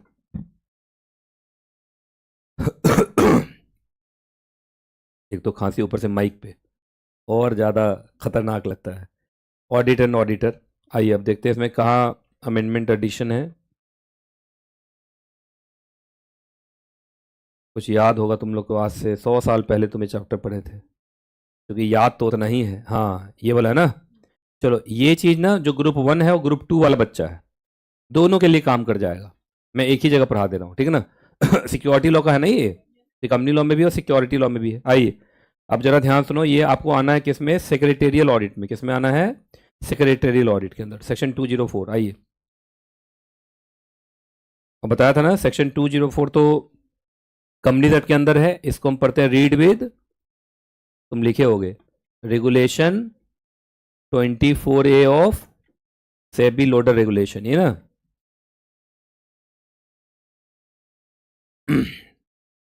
ये है ना, देख लो सारे बच्चे आ गए ना इस पेज पे, ग्रुप 1 वाला बच्चा सब कौन कौन है ना, लिख रहे हो ये सब। आ जाओ, सेक्रेटरी ऑडिट में आ गए ना। चलो इधर देखो, अब इसमें बस यही है, बताओ सेक्रेटरी ऑडिट कौन कौन सी कंपनीज के लिए मैंडेटरी है। तो सर एक तो सबसे पहले लिस्टेड कंपनीज, ये हो गया सेक्शन 204 के हिसाब से, और such other class of unlisted public companies, है ना। तो उसमें था अनलिस्टेड पब्लिक कंपनी जिसका पेड अप शेयर कैपिटल कितना है, 50 करोड़ या 50 करोड़ से ज़्यादा। अनलिस्टेड पब्लिक कंपनी जिसका टर्नओवर कितना है, 250 करोड़ या 250 करोड़ से ज़्यादा। और यहाँ एवरी कंपनी में पब्लिक भी था और प्राइवेट भी, सब तुम लिखे हुए हो, है ना। जिसका outstanding loan bank public financial institution से जो बोरोइंग्स है वो कितना है, 100 करोड़ या 100 करोड़ से ज़्यादा। तो ये तो कंपनीज एक्ट सेक्शन 204 था। इसमें जो जुड़ा था that was regulation number 24A of SEBI LODR regulation. आप फोटो खींच लीजिएगा बाद में, पहले मुझे ये करने दो, मैं टिक विक लगा दूंगा, उसके साथ फोटो खींच लेना और अच्छा हो जाएगा, ठीक है ना। Regulation 24A of SEBI LODR regulation का कहना है, आप जानते हैं ना सेबी लोडर किस पे लगता है, only for listed company, only for listed company है ना, SEBI loader is only for listed entities, entities में सारा आ जाता ना। चलो भाई आ जाओ, सबसे पहले रेगुलेशन 24A नाम से लग रहा है, बाद में जोड़ा गया है। 24A of SEBI LODR regulation का कहना है कि एवरी लिस्टेड एंटिटी, जब मैं लिस्टेड कंपनी बोलता हूँ तो इसमें सिर्फ कंपनी आती है, लेकिन जब मैं लिस्टेड एंटिटी बोलता हूँ तो LIC भी तो लिस्टेड है, और LIC कंपनी नहीं है, पर वो लिस्टेड एंटिटी तो है। तो यहाँ पे लिस्टेड कंपनी वर्ड है या लिस्टेड एंटिटी, लिस्टेड एंटिटी, इसका मतलब इसमें लिस्टेड कंपनी भी आ जाएगी और LIC जैसा भी आ जाएगा जो स्टैट्यूटरी कॉर्पोरेशन है पर लिस्टेड है। दूसरा, उस जितनी भी लिस्टेड एंटिटीज हैं उनकी मटेरियल अनलिस्टेड सब्सिडरीज जो इंडिया में इनकॉर्पोरेट हुई है, इसको ऐसे बांट के पढ़ते हैं। बताओ, सबसे पहले उसकी जो सब्सिडरी है वो एक मटेरियल का मतलब सबसे इंपॉर्टेंट, अनलिस्टेड जो कि लिस्टेड पहले ही फॉलो हो चुका 1 में, है ना, सब्सिडरीज, और जो इंडिया में इनकॉर्पोरेट हुई है। तो यहाँ पर इन दोनों कंपनीज को क्या कराना पड़ेगा, सेक्रेटेरियल ऑडिट। और सेक्रेटेरियल ऑडिट किससे कराना है, सेक्रेटेरियल ऑडिटर से। और वो सेक्रेटेरियल ऑडिटर कौन होगा, तो वो होगा peer reviewed company secretary. Peer review होता है ना कंपनी सेक्रेटरी चैप्टर में, आप लोग थोड़ा बहुत पढ़ते हैं, बाकी प्रोफेशनल में पढ़ते हैं पीयर रिव्यू। जैसे बहुत हर कंपनी सेक्रेटरी को पीयर रिव्यू करवा लेना चाहिए, है ना। पीयर रिव्यू ICSI से एक टीम आती है, उसको पीयर रिव्यूअर कहते हैं। क्या कहते हैं, पीयर रिव्यूअर। अगर उन्होंने आपको रिव्यू करके सर्टिफिकेट दे दिया तो you become the peer review company secretary. तो बताइए, नॉर्मल कंपनी सेक्रेटरी ऑडिट करेगा या पीयर रिव्यूड? ठीक है। और जो सेक्रेटरी ऑडिट देंगे वो सेक्रेटरी ऑडिट रिपोर्ट को आपको एनुअल रिपोर्ट के साथ अनेक्स कर देना है। क्या कर देना है, अटैच नहीं, अनेक्स। पढ़ाया था अटैचमेंट और अनेक्शन में क्या डिफरेंस है। बाकी अब देखिए इधर मेरे तरफ सारे बच्चे इधर देखिए, बाकी यहाँ पर है अपॉइंटमेंट का तरीका। क्या है, अपॉइंटमेंट का तरीका, अपॉइंटमेंट कैसे होगा। तो ध्यान से रखिएगा, अगर आपने किसी इंडिविजुअल को बनाया है सेक्रेटेरियल ऑडिटर, ठीक है, तब तो सिर्फ BR से काम चल जाएगा। किससे काम चल जाएगा, BR से काम चल जाएगा। एक्चुअली नहीं, BR से काम नहीं चलेगा, पहले BR, पहले यहाँ क्या वर्ड लिखा है, BR लिखा ना, देखो, on the basis of recommendation of board of director. इसका मतलब बोर्ड ऑफ डायरेक्टर ने पहले बोर्ड मीटिंग से इसको पास किया होगा नाम को। BR के साथ साथ आपको क्या पास करना है, प्लस ये देख लीजिए यहाँ पे लिखा हुआ है OR in annual general meeting. तो जैसे आपका होता है कौन, नॉर्मल ऑडिटर, ऐसे ही अब वहां पे सेक्रेटरी ऑडिटर का भी अपॉइंटमेंट होगा। तो याद रखिएगा, जैसे कंपनीज एक्ट के अंदर जो सेक्रेटरी ऑडिटर अपॉइंट हो रहा है वो तो by passing the BR only, by passing the BR only. लेकिन याद रखिएगा, लिस्टेड कंपनीज और उसकी मटेरियल अनलिस्टेड इंडियन सब्सिडियरीज, उसमें जो सेक्रेटरी ऑडिटर अपॉइंट होगा वो by passing the OR in general meeting. अब जरा ध्यान से सुनिएगा, जो इंडिविजुअल होगा उसको एक ही टर्म मिलेगा, कितने साल का, 5 साल का। और जो अगर फर्म है, वो क्या है, फर्म है, तो उसको कितने टर्म से मिलेंगे, 2 साल, मतलब 2 टर्म मिलेगा 5-5 साल का। अरे समझिएगा किस तरीके से हो रहा है ये लोग, इंडिपेंडेंट डायरेक्टर के अपॉइंटमेंट जैसा नहीं लग रहा है, ठीक है जी। अच्छा, एक बार अगर वो लोग रिटायर कर गए अपना टर्म खत्म होने के बाद, तो यहाँ पर मैं फोटो खिंचवाऊंगा ही, बाकी मैं यहाँ नॉलेज दे रहा हूँ। यहाँ जो कूलिंग ऑफ पीरियड है, क्या है, कूलिंग ऑफ पीरियड, वो आपका 5 साल का है, कितना साल का है? 5 साल। मतलब 5 साल की कूलिंग ऑफ पीरियड के बाद वो वापस आ सकते हैं। क्लियर है जी? तो जल्दी जल्दी मैं समअप कर दूं। रेगुलेशन 24A का क्या करना है? हर लिस्टेड एंटिटी और उसकी मटेरियल अनलिस्टेड इंडियन सब्सिडरी को पीयर रिव्यूड कंपनी सेक्रेटरी से क्या कराना पड़ेगा? सेक्रेटरियल ऑडिट, और secretarial audit report annual report में अनेक्स करके शेयर होल्डर्स को भेज देना पड़ेगा। ये तो पहले समझ में आ गया। अपॉइंटमेंट कैसे होगा? तो पहले बोर्ड ऑफ डायरेक्टर का रिकमेंडेशन होगा, बाकी शेयर होल्डर अपॉइंट करेगा by passing the OR in AGM. Individual है तो 5 साल का एक टर्म, फर्म है तो 5-5 साल का 2 टर्म। अच्छा, एक बार टर्म खत्म हो गया उसके बाद कूलिंग ऑफ पीरियड कितने साल का? 5 साल का। 5 साल के बाद वापस रीअपॉइंट हो सकते हैं। ये कहानी था, फोटो खींच लो। क्या पता यहीं से एग्जाम में क्वेश्चन आ जाए। अब डिट्टो ये भी आएगा कहाँ? सीएमएसएल का अमेंडमेंट कराऊंगा तो वहां आएगा।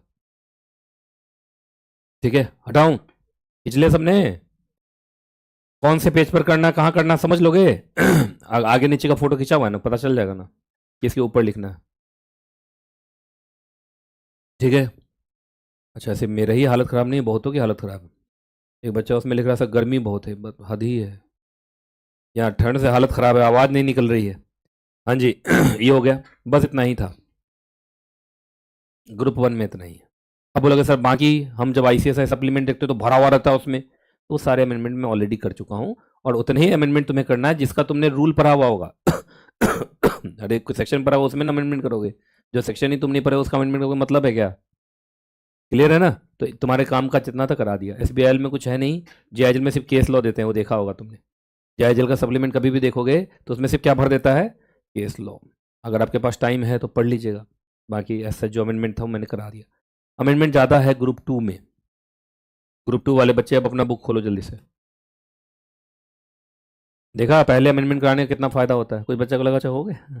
क्योंकि बुक अब मैं इस बार मैंने अमेंडमेंट कर दिया तो जून 26 के लिए थोड़ी कुछ ज़्यादा बच रहा। तो जून 26 का बच्चा भी जब अमेंडमेंट क्लास में आएगा तो क्या बोलेगा? हो गया, हो गया। क्योंकि मैंने हर बार कराता हूँ अमेंडमेंट, मेरा बुक ऑलरेडी अमेंडेड होता है। Book is always amended. आ जाओ भाई, CMSL वॉल्यूम फर्स्ट खोलो सारा बच्चा। क्या हुआ? आवाज़ को लेके तुम लोग को लग रहा है कि अजीब बोल रहे हैं सर? आवाज़ तो मेरी थी नहीं, मैं दबा उबा जैसे तैसे खा के पहुंचा हूँ। और मैं पहुंचा हूँ, मुझे मालूम है तुम लोग का एग्जाम है ना, मेरी तबीयत तो आगे पीछे हो सकती है पर एग्जाम तो टाइम पर होगा ना। क्या तो इतना सोचते हैं आप हमारे बारे में? यस। चलो भाई, अब तुम लोगों ने इसमें एक काम करना होगा, इसमें ढूंढना होगा कि कहाँ कहाँ अमेंडमेंट है। ठीक है, मैं यहाँ पेज उल्टाता जाऊँगा, तुम लोग देखना। तो क्या भाई, 2 वाला पार्ट नहीं बना है? ये तो पहले बन जाता था ना, ऐसे करते 2 पार्ट।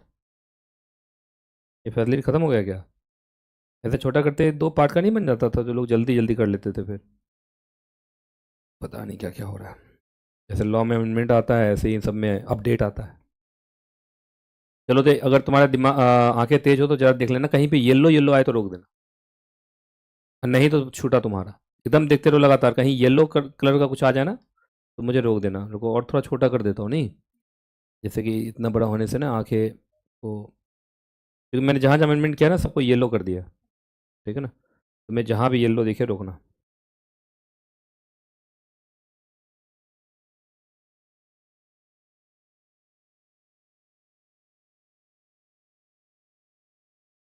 येलो आते रोक देना। अच्छा, ऐसे देखते थे रिवाइज भी हो रहा होगा तुम लोग का?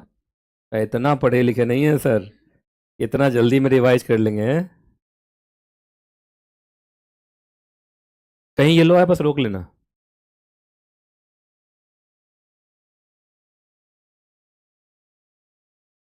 देखता हूँ ना अभी लोग पकड़ पाता है कि नहीं। हाँ हाँ, आया था ना? क्या गेम चल रहा है ना? चलो हाँ ठीक है, आ जाओ भाई। और पीछे कुछ छूटा नहीं ना, पक्का? ठीक है, आ जाओ भाई, भाइयों और उनकी बहनों। देखिए, ये आ जाओ।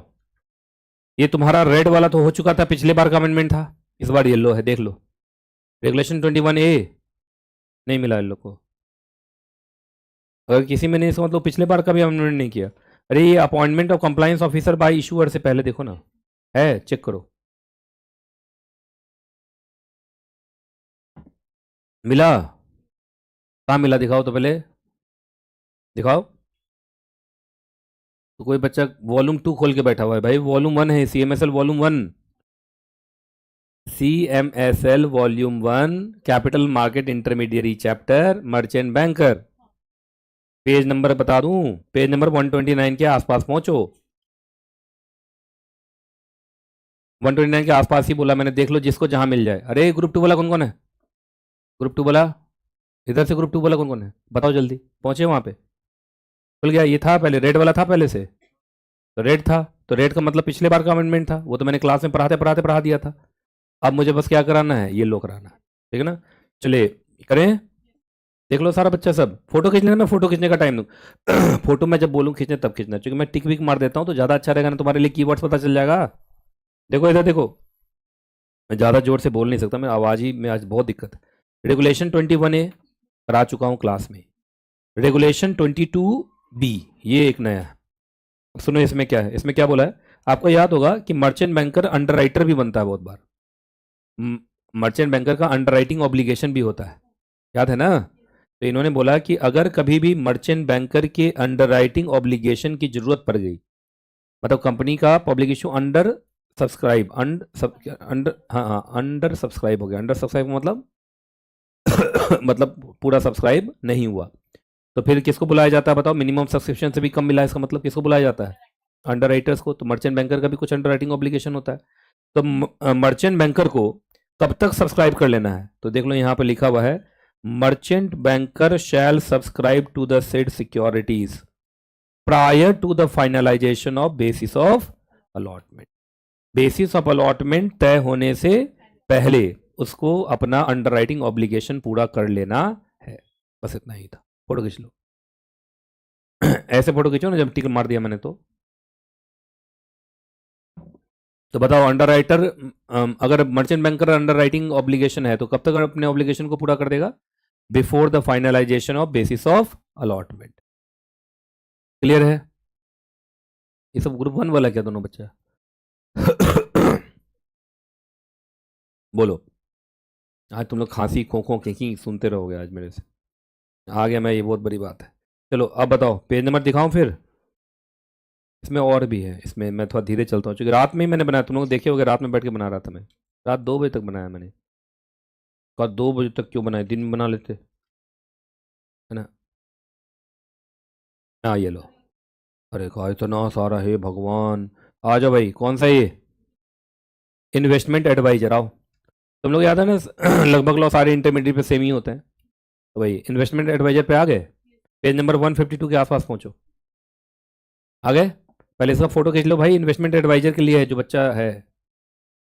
इन्वेस्टमेंट एडवाइजर तो फोटो खींचना पड़ेगा ना, हेडिंग यही है ना। खींच लिया? अब सुनो, पहले ग्रुप 2 वाला यार एक बार हैंड रेज करो तो मैं उसी को देखूं। बार बार ग्रुप 1 वाले को देख रहा हूं, बेचारा हाँ बोल रहा है और समझ में से कुछ आ ही नहीं रहा है। ठीक है ना? हाँ ठीक है, चलो तो ठीक है ना, ठीक है, ग्रुप 2 है ना। हाँ ठीक है। इन्वेस्टमेंट एडवाइजर में सुनो, तुम अपने बुक में जाओगे तो यहाँ नेटवर्थ रिक्वायरमेंट होगा, काट दो उसको, खत्म हो गया वो। नेटवर्थ रिक्वायरमेंट था, 2 बॉक्स बना था, कट गया, हटा दो उसको, काट दो। काट के उसकी जगह पे क्या आ गया? Deposit requirement. क्या आ गया है? Deposit requirement. ठीक है ना। डिपॉजिट रिक्वायरमेंट में लिखा है, रुक जाओ फोटो मत खींचना। मैं थोड़ा उसमें वो कर देता हूँ। हर इन्वेस्टमेंट एडवाइजर को कम से कम उतना पैसा डिपॉजिट के तौर पे अपने पास जमा रखना पड़ेगा, जो कौन बताएगा? सेबी। बोर्ड का मतलब SEBI from time to time. कभी ऐसा चीज मतलब सेबी ने कुछ बताया होगा नहीं, ये बताएगा। तो नेटवर्थ की रिक्वायरमेंट खत्म। ये बात समझ में आ गई? पहले तुम ग्रुप 2 ही हो ना, ठीक। अगर मैं ग्रुप 1 वाले को देखा हूँ ना तो तुम लोग ऐसे बोलना, एक चल रहा ना आजकल, ऐसे ऐसे ऐसे ऐसे करके एक चल रहा ना, ऐसे ना, अच्छा ऐसे। हाँ हाँ भाई भाई, ऐसे ऐसे करने लगना, तुम ऐसे कर लेना, मतलब समझ जाऊंगा कि मैं, तुम ना ग्रुप 1 हो, है ना। ठीक है, तो मैं तुम्हारी तरफ नहीं देखूंगा। आइए, अच्छा उसके बाद एक नया नया आपका डेफिनेशन आया है, पार्ट टाइम इन्वेस्टमेंट एडवाइजर का। नाम से लग रहा है, पार्ट टाइम इन्वेस्टमेंट एडवाइजर वो इंडिविजुअल या वो फर्म है जो कौन सा काम करता है? इन्वेस्टमेंट एडवाइस देने का काम करता है। हाँ, और सबसे अजीब बात है कि इसके साथ साथ प्लस वो किसी अदर बिजनेस एक्टिविटी या एम्प्लॉयमेंट में भी है, तभी ना पार्ट टाइम हुआ यार। तो वो एक काम कर रहा है कि 2 काम कर रहा है? तो सर वो 2 काम कर रहा है, एक काम ये और एक काम ये। क्लियर है? पार्ट टाइम उसी को कहेंगे ना जो एक समय में 2 काम करता है। तो दोनों में से दोनों पार्ट टाइम हो गया एक तरीके से, दोनों में से कोई भी फुल टाइम नहीं है। चलिए अब सुन लो, जितने भी ये होंगे इन्वेस्टमेंट एडवाइजर, उनको भी कंप्लाइंस ऑफिसर अपॉइंट करना पड़ेगा, रेगुलेशन नंबर 20। पर एक बात है, अगर वो इंडिविजुअल है तो नहीं, अगर वो नॉन इंडिविजुअल है तो नॉन इंडिविजुअल में कौन आएगा, फर्म। ठीक है, उसको भी क्या करना है, देखो मैंडेटरी कर दिया, शैल अपॉइंट। या तो आप कंप्लाइंस ऑफिसर अपॉइंट करें, कंप्लाइंस ऑफिसर जानते हो सेबी के लॉ में कंपनी सेक्रेटरी होता है। और नहीं, अगर आपको लग रहा है कंप्लाइंस ऑफिसर को रखने का औकात नहीं है, उतना पैसा वैसा आपके पास नहीं है, तो किसी प्रैक्टिसिंग को पकड़ लीजिए।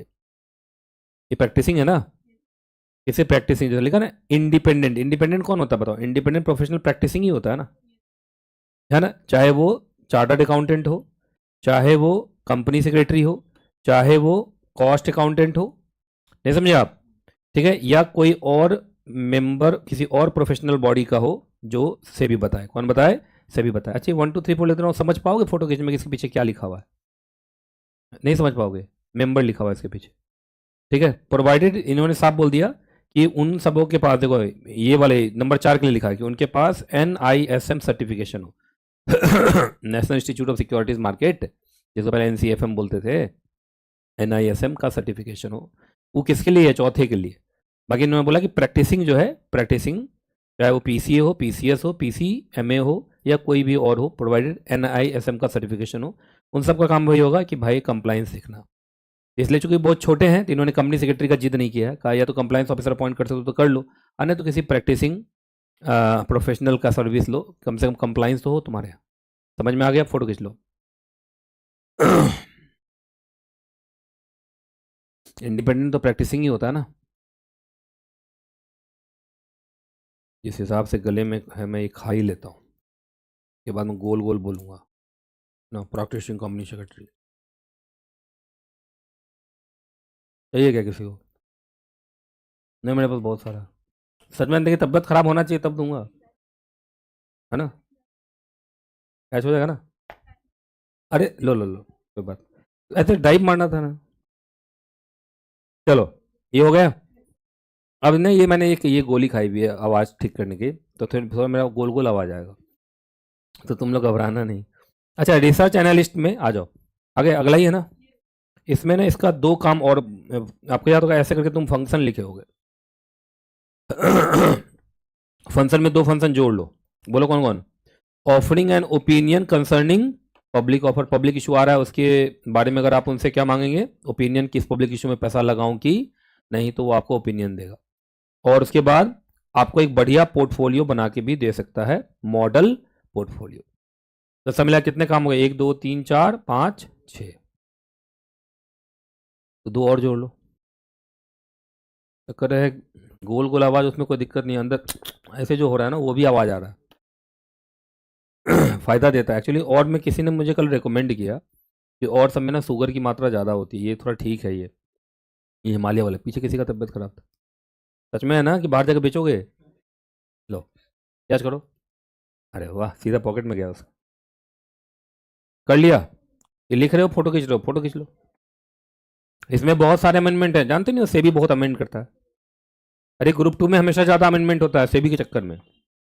आगे बढ़े, ये लो सुनो, इसका सीधा फोटो खींच लो, जो किसके लिए था बोलो। अरे इससे पहले क्या बनाया था, इन्वेस्टमेंट एडवाइजर, सेम किसके लिए, रिसर्च एनालिस्ट के लिए। फोटो खींच लो, सेम, पढ़ाने की जरूरत नहीं है ना, सेम है ना। अब रिसर्च एनालिस्ट का भी नेटवर्क रिक्वायरमेंट खत्म, यहाँ भी एक पार्ट टाइम रिसर्च एनालिस्ट का भी डेफिनेशन आ गया। इनको भी कंप्लाइंस ऑफिसर, बट रेगुलेशन उनका 20 था, इनका रेगुलेशन 26। ठीक है, चलिए अब फिर से तुम लोग को चेक करना पड़ेगा वो येलो वाला, चेक करो। फोटो खींच लिया था सबने, अब जल्दी जल्दी देखो, अगर छूटा तो छूटा, फिर तुम सोच लो।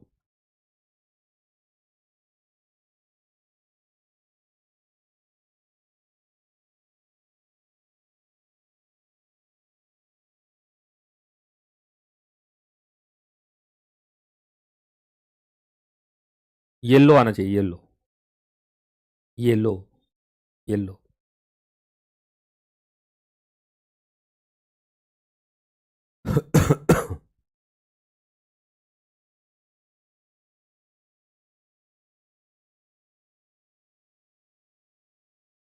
येलो कहीं दिखा तो नहीं ना।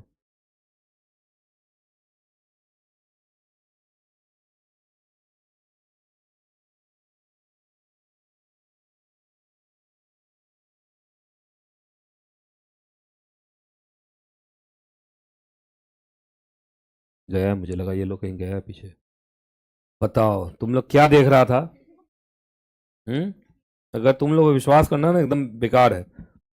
चलो आ जाओ भाई, चैप्टर का नाम देखो, AIF alternative investment fund. Page number बताता हूँ, 305 के आसपास पहुंचो। 305 आ जाओ भाई, AIF पे आ जाओ। आ गए? तुम कौन सा बुक लेके आए हो? कोई निकल ही नहीं रहा तुम्हारा उसमें से। वॉल्यूम 2 है ये, वॉल्यूम 2 है। ठीक, AIF हो गया। अब तुम लोग सब जानते हो ना, पहले सेबी का एक लॉ चलता था, SEBI venture capital fund regulation 1996, और जितने भी VCF थे उसी को कन्वर्ट कर दिया गया किसमें? AIF में। तो बाद में कौन सा रेगुलेशन आ गया? SEBI AIF regulation 2012। यही था ना, यही ये होता था, इसी ढंग से होता था। इसका भी फोटो खींच लो जैसे मैंने बनाया।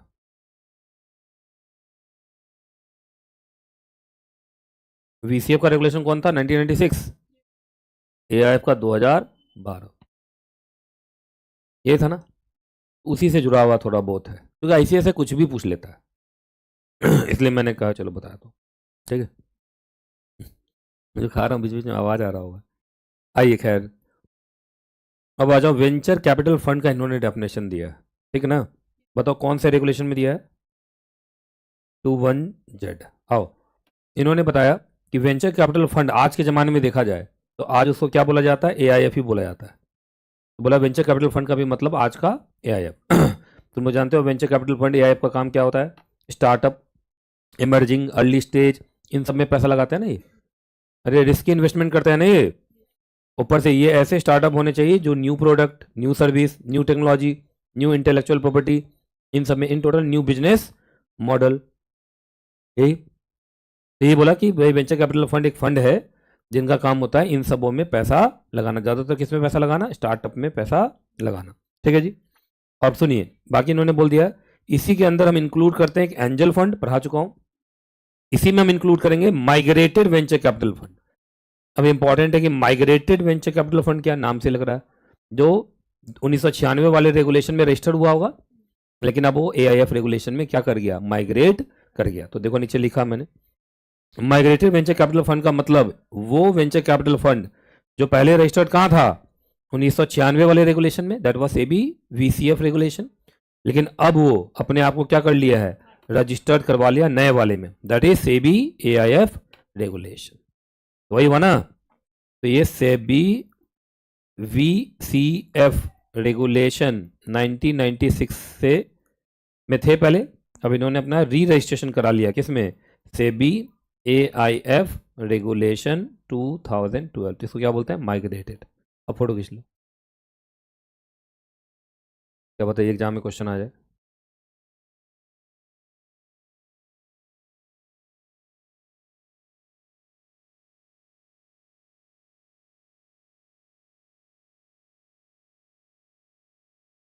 ठीक है, हटाऊं?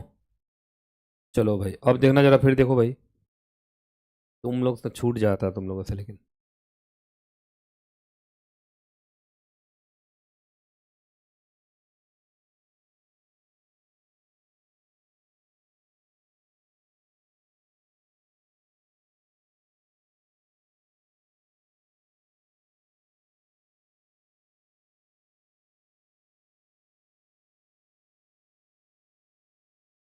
वॉल्यूम फर्स्ट में नहीं था। अब आ जाओ वॉल्यूम सेकंड। अब ये बोलिए अब मेरी बारी आई, है ना? वॉल्यूम सेकंड, एक ही बुक लेके आई है बेचारी, है ना? चलो पेज देखना शुरू करो, देखो जल्दी से, स्पीड में देखो। येलो देखना, येलो देखना, सारे बच्चे देखना, छूट जाएगा ऐसे में। प्रैक्टिकल क्वेश्चन करते हो ना? प्रैक्टिकल क्वेश्चन तो क्वेश्चन आता है, जल्दी ऊपर ही देखते रहो, देखते रहो, जब जहां होगा मैं खुद रोक। गया गया गया गया गया गया। हाँ जी, ये तो बड़ा बढ़िया है। आ जाओ, चैप्टर का नाम कौन है बताओ? लिस्टिंग एग्रीमेंट ही है, लिस्टिंग एग्रीमेंट। और आप पेज नंबर पे आ जाइए, पेज नंबर 11 और रेगुलेशन नंबर 7 मिला? उसका थर्ड पॉइंट काट दीजिए, खत्म हो गया वो। तो कभी कभी अमेंडमेंट के बाद जो है फायदा भी होता है। ये थर्ड पॉइंट वाला काट दीजिए, एकदम बेदर्दी से काट दीजिए। ये ओमिट कर दिया गया, क्या कर दिया गया? ओमिट, मतलब सेबी ने हटा दिया, अब इसकी रिक्वायरमेंट नहीं है। क्लियर है? चलो कहा और ऐसे ही कुछ दिखाई कहाँ कहाँ काटना है, अब देखते रहना भाई। अब देखो ये रेड वेट जो है, रेड वेट जितना ही सब करा चुका हूँ क्लास में, लेकिन होता क्या है सुनो, आईसीएसआई के सप्लीमेंट में देखोगे तो ये भी अभी भी है जो 2024 का अमेंडमेंट है वो अभी भी दिखाते हैं वो, तो अब घबराइएगा नहीं, जो जरूरी है मैं वही करा रहा हूँ। हाँ, गया गया गया, ये करा चुका था पहले, ये तुम देख लो तुम्हारी बुक में ऑलरेडी है, 19 नंबर पेज पे देखो ना, ये 19 नंबर पेज पे रेगुलेशन 40 से पहले ये लाइन है ऑलरेडी, वो मैं क्लास में करा चुका हूँ। आओ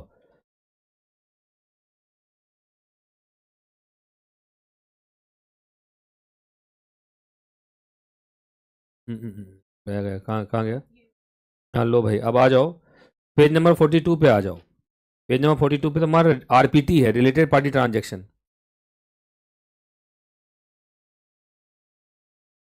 ऑमनिबस अप्रूवल मिला? जरा ध्यान सुनो, ऑमनिबस अप्रूवल पे आओ, पेज नंबर 42, हेडिंग बता रहा हूं, हेडिंग है related party transaction, corporate governance chapter है ये। नहीं मिल पा रहा क्या किसी को? तुम पहले ये ढूंढ लो भाई, ये ढूंढो रिलेटेड पार्टी ट्रांजेक्शन ढूंढो, पेज नंबर 41, तो मैं 39 है। हाँ तो आगे पीछे ढूंढ लो ना, कोई बात नहीं। मिला क्या? आरपीटी मिला? आरपीटी के बाद तुम्हारा ऑमनिबस अप्रूवल आया होगा, आया? ऑमनिबस अप्रूवल एक बार बताऊं, जो बच्चा ग्रुप 1 वाला है वो भी तो जानता है ना, section 188 related party transaction group 1 वाले का भी तो है बस सेबी ने चेंज कर दिया है। सेबी ने यहाँ क्या बोला हुआ है कि ऑडिट कमेटी जो ऑमनिबस अप्रूवल देती है ना, वो लिस्टेड एंटिटी अगर आरपीटी करे तो भी, या उस लिस्टेड कंपनी की सब्सिडरी का आरपीटी हो तो भी, तो इसमें जोड़ लीजिएगा audits subsidiary audits subsidiary, audits subsidiary, ठीक है, ऑडिट्स सब्सिडियरी, ठीक है, ये जोड़ लिया, तो लिस्टेड एंटिटी भी और उसकी सब्सिडरी दोनों का आरपीटी को का ऑमनिबस अप्रूवल ऑडिट कमेटी कर सकता है, ठीक है। चलो और पेज देखना भाई अब। हाँ ये अभी तुरंत कराया था मैंने, अभी ग्रुप 1 वाले का नहीं करवाया था, वही है ना ये, पर इसमें थोड़ा ज़्यादा है ना। तो आ जाओ भाई सारे बच्चे आओ, देखो पहले फोटो खींचना खींच लो, रेगुलेशन 24A सेक्रेटरियल ऑडिट मिल गया?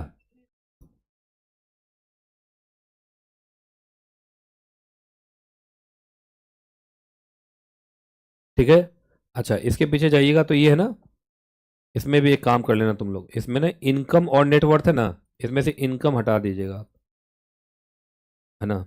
अब इनकम की जगह पे क्या होगा, मैं अभी रुको तुरंत अभी तुम लोग को आईसीएसआई का सप्लीमेंट से दिखाता हूँ। आईसीएसआई सप्लीमेंट कैसे देखते हैं देख लो सारे बच्चे, आप दिखा दीजिए, हम देखने होने वाले नहीं हैं, आपने जितना करा दिया काफ़ी है, हाँ हम नहीं घुसने वाले हैं उसमें। ये देख लो सप्लीमेंट आ गया, सप्लीमेंट में गए दिसंबर 2025, है ना। अभी हम कौन सा देख रहे हैं? Capital market and security law, है ना। इसमें मैं सीधा ये लो, क्या वर्ड लिखे हुआ है, जहाँ पे इनकम लिखा हुआ था, है ना, वहाँ पे क्या लिख दीजिए? टर्नओवर, तो ये भी एक चेंज कर लो, यहाँ पे क्या लिखा हुआ है? इनकम ना, यहाँ पे क्या हो जाएगा? टर्न ओवर, ये यहाँ पे इसको मैं पीला कर देता, ये ना टर्न ओवर एक साथ ही होता है ना यार, बेचारा अलग अलग लग रहा है इसे, टर्न और ओवर। आ जाओ, ये कर लिया सबने, ये मुझे याद रह गया था रात में, ठीक है। अब आ जाओ इसमें, जो मैंने बताया था अभी ग्रुप 1 वालों का भी वही है ना। बताइए जल्दी से, तुम्हारे बुक में ना पहले सिर्फ कंपनी सेक्रेटरी लिखा हुआ है ना, तो अब ये कहाँ कहाँ से देख रहे हो, कहाँ कहाँ से चेंज होना है? आइए, तो हर लिस्टेड एंटिटी और उसकी मटेरियल अनलिस्टेड इंडियन सब्सिडरी को सेक्रेटरियल ऑडिट कराना पड़ेगा, किससे? एक सेक्रेटरियल ऑडिटर से, जो कि क्या होना चाहिए? पीयर रिव्यूड कंपनी सेक्रेटरी होना चाहिए, ठीक है जी। अब जरा ध्यान से सुनिए, बाकी सबसे पहले क्या पास होगा, BR, उसके बाद फिर वही बात OR इन AGM, ठीक है जी। अगर वो इंडिविजुअल है तो उसको एक टर्म मिलेगा कितने साल का, 5 साल का, और अगर फर्म है तो 2 टर्म मिलेगा 5-5 साल का। क्लियर है? बाकी मैंने बता दिया था इनका जो कूलिंग क्या है, बताओ, कूलिंग ऑफ पीरियड वो कितने साल का है, 5 साल का है। 5 साल के बाद वो लोग आ सकते हैं, चाहे इंडिविजुअल हो चाहे वो फर्म हो। ये इंडिविजुअल वाला था और ये फर्म वाला था, दोनों के लिए कितना साल है, 5 साल। बाकी एक बात बताइए, अब ये सबसे इंपॉर्टेंट है कि अगर अब सेक्रेटरी ऑडिट को अपॉइंट किया है शेयर होल्डर ने by passing the OR in AGM, तो उसको हटाएगा भी कौन, तो ये लिखा सेक्रेटरी ऑडिटर को अगर हटाना है तो फिर से आपको शेयर होल्डर का अप्रूवल चाहिए by passing the OR in annual general meeting. बाकी सेक्रेटरी ऑडिटर जब चाहे तब रिजाइन कर सकता हो, तो अपनी मर्जी से, इतना ही लिखा हुआ है।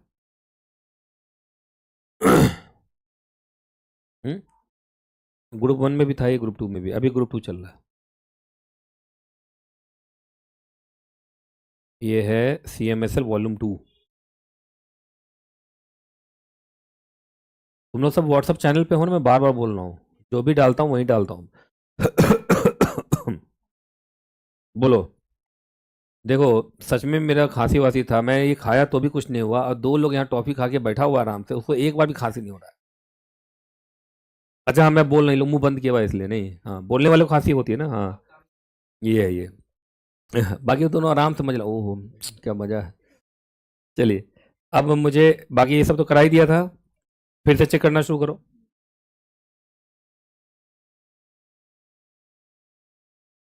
अमेंडमेंट ज़्यादा क्यों नहीं मिलते हैं, क्योंकि रेड रेड में जितना आ रहा था मैंने क्लास में ही करा दिया था। पब्लिक हितों में तो अमेंडमेंट रहता ही है, CBICDR में। ये मिला ना। चलो भाई, फिर से मन खुश कर लो, ये आ जाओ, CBICDR का पहला पेज है ना, पेज नंबर बता दूं, पेज नंबर 79 के आसपास देखो, पेज नंबर 79 मिला, आगे। अब ये बच्ची नहीं आई, पेज नंबर 79 के आसपास आ जाओ, आ गई।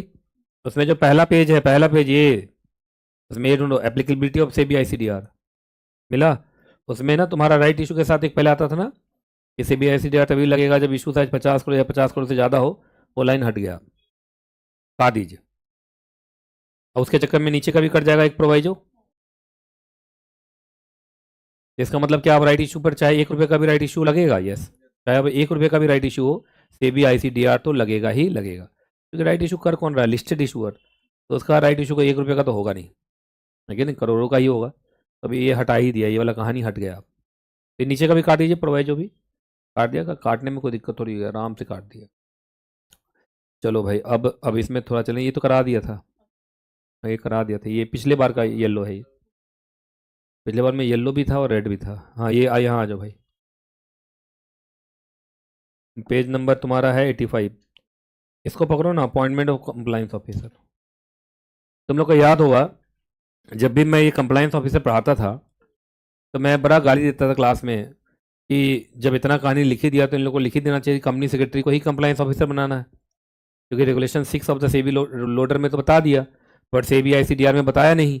लेकिन अब क्लियर कर दिया, अमेंडमेंट कर दिया, साफ कह दिया है कि इशूअर को उसी आदमी को कंप्लायंस ऑफिसर बनाना है जो पर्सन के पास क्वालिफिकेशन है एज अ कंपनी सेक्रेटरी का। तो only a company secretary, only a qualified company secretary can become the compliance officer, ये लिख दिया। ये कौन सा रेगुलेशन है, अगर IPO है तो रेगुलेशन 23 सब रेगुलेशन 8, अगर FPO है तो रेगुलेशन 121 सब रेगुलेशन 8। सेम ही कहानी होता है ना, शुरुआत में वाला IPO के लिए, लास्ट वाला FPO के लिए। तो अब ये क्लियर हो गया, जो मैं अब अगले बैच में से मैं इस पॉइंट पर आगे गाली नहीं दूंगा किसी को, लेकिन पहले ये मैं बोलता था कि ये गलत है, यहाँ पे कंपनी सेक्रेटरी वर्ड लिखा हुआ होना चाहिए। अब इन्होंने साफ लिख दिया है कि कंपनी सेक्रेटरी क्या बनेगा, कंप्लायंस ऑफिसर। कोई दिक्कत, हटाऊं, बोलो। चलो, और फोटो खींच लिया, हाँ ये लो, page number page number page number page number page number 87 के आसपास, ये ड्राफ्ट ऑफर डॉक्यूमेंट। अब देख लो कहाँ चेंज है, तुम्हारे में लिखा हुआ था कि ड्राफ्ट ऑफर डॉक्यूमेंट को पब्लिक करना है, आपको वेबसाइट पे डालना है ना। एक सेकंड, थोड़ा अंदर क्रश हो गया, वो खत्म ही कर देता हूँ लास्ट में, है ना। सुनिए, तो आप लोगों ने from the date of filing word लिखा होगा, फाइलिंग को काट दीजिए। अब ये 21 डेज कहाँ से गिना जाता है? पब्लिक अनाउंसमेंट की डेट से। याद है ना, ग्रुप 2 बहुत टेक्निकल है, जो बच्चा ग्रुप 1 वाला समय यहाँ बैठा हुआ है। हाँ, ग्रुप 2 बहुत टेक्निकल है, सेबी का लॉ बहुत कम लोग पढ़ा पाते हैं, क्योंकि टफ है ना, ये चेंज बहुत होता है ये।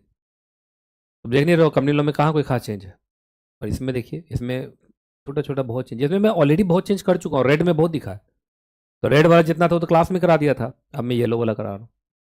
आइए, तो बताओ पहले कहाँ से? जिस दिन सेबी को फाइल हुआ था वहीं से 21 दिन में। अब इन्होंने क्या बोल दिया, जिस दिन पब्लिक अनाउंसमेंट हुआ वहां से 21 दिन के अंदर आपको उस ड्राफ्ट ऑफर डॉक्यूमेंट को पब्लिक कर देना है। बाकी पब्लिक अनाउंसमेंट डेट इंपॉर्टेंट हो गया। अब इसको मैंने एक अलग से हेडिंग बना दिया कि पब्लिक अनाउंसमेंट कब तक होता है, और कुछ नहीं। अब ये पब्लिक अनाउंसमेंट को ना एक मोटा मोटा यहाँ बना दो, क्योंकि गिनती अब कहाँ से हो रही है? पब्लिक अनाउंसमेंट की डेट से। तो 5 अलग से दिखा दो, बस, और कुछ नहीं। ये हो गया चेंज। बाकी बहुत सारा चेंज मैंने बीच में ही किया हुआ था, एक ये भी लिख लो, एक नया आया। नया कहाँ? इशू ओपनिंग डेट से पहले, इशू ओपनिंग डेट से पहले एक बना देना। क्या बना दो? फ्लोर प्राइस और द प्राइस बैंड। आपको मालूम होगा, अगर वो ऑल्टरनेट बुक बिल्डिंग होगा तो फ्लोर प्राइस रहता है सिर्फ, और अगर 100% बुक बिल्डिंग है तो प्राइस बैंड रहता है। प्राइस बैंड कब तक बता देना है? तो याद होगा रेड हेरिंग प्रोस्पेक्टस में हो सकता है कि शुरुआत में आपने कुछ ना बताया हो, तो इन्होंने बोला कि एक बात बताओ, जिस दिन ओपनिंग ऑफ इशू होने वाला है, क्या होने वाला है? कम से कम मुझसे कम से कम 2 दिन पहले तो बताओगे। कम से कम 2 दिन पहले आपको क्या बता देना है? प्राइस बैंड या floor price as the case में भी बता देना है। और ये कहाँ पर बताना है? उन्हीं न्यूज़पेपर में जहाँ क्या छपा था, पब्लिक अनाउंसमेंट। ये एक नया कॉन्सेप्ट है, क्या पता एग्जाम में इस बार आ जाए। तो बताओ प्राइस बैंड कब तक रिवील कर देना है कंपनी को? ओपनिंग ऑफ इशू से कम 2 दिन पहले। कहाँ? वो सारे न्यूज़पेपर में जहाँ पे पब्लिक अनाउंसमेंट छपा था। ठीक है, आगे बढ़े। चलो भाई, अब जरा देखते रहना भाई तुम लोग, येलो में कहीं कुछ आए तो। अब मैं थोड़ा स्पीड पकड़ूंगा, ठीक है। पीछे गया गया गया। हाँ, ये तो यही है बस। राइट इशू पेज नंबर बता दूं? 100 number, page number 100। Right issue शुरू हो रहा होगा, पेज नंबर 100, पीछे गया तुम्हारा राइट इशू। हाँ, अब एप्लीकेबिलिटी का तो कुछ है नहीं ना, अब तो लगेगा नहीं लगेगा, तो पहला लाइन कटेगा ना ये सब पूरा। अरे 50 करोड़ वाली कहानी खत्म ना, काट के हटा दो, बस इतना ही था, है ना। जो बच्चा ग्रुप 1 वाला देख रहा होगा, सब सोच रहा होगा चलो कोर्स कम हो रहा है भाई ग्रुप 2 में, है ना, फ़ायदा होगा। ग्रुप 1 पहले करा दिया था। ऐसे तो ग्रुप 1 वाला बच्चा सब अपना करके आराम से आपस में बात कर रहा है, हमें क्या मतलब भाई। हाँ, एनसीएस में जो अमेंडमेंट था वो करा ही दिया था, ये रेड में आ रहा है सारा, ये सब क्लास में करा दिया था ना, ये सब तुम्हारे सप्लीमेंट में है। तो ये मत समझ आना कि बहुत बड़ा अमेंडमेंट है, सब क्लास में करा चुका हूँ ज़्यादातर। जो छूट छाट गया था मेरे हाथ से या मेरे बुक बनाने के बाद आया था, वो यहाँ ये सब करा दिया था सब, रेड वेड।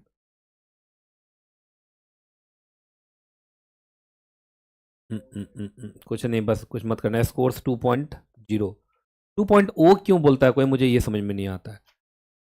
हाँ मतलब 2.0 क्या होता है? 2.0 होता होगा ना, फिर 2.1 होगा, 2.2 होगा, 2.0 बताओ।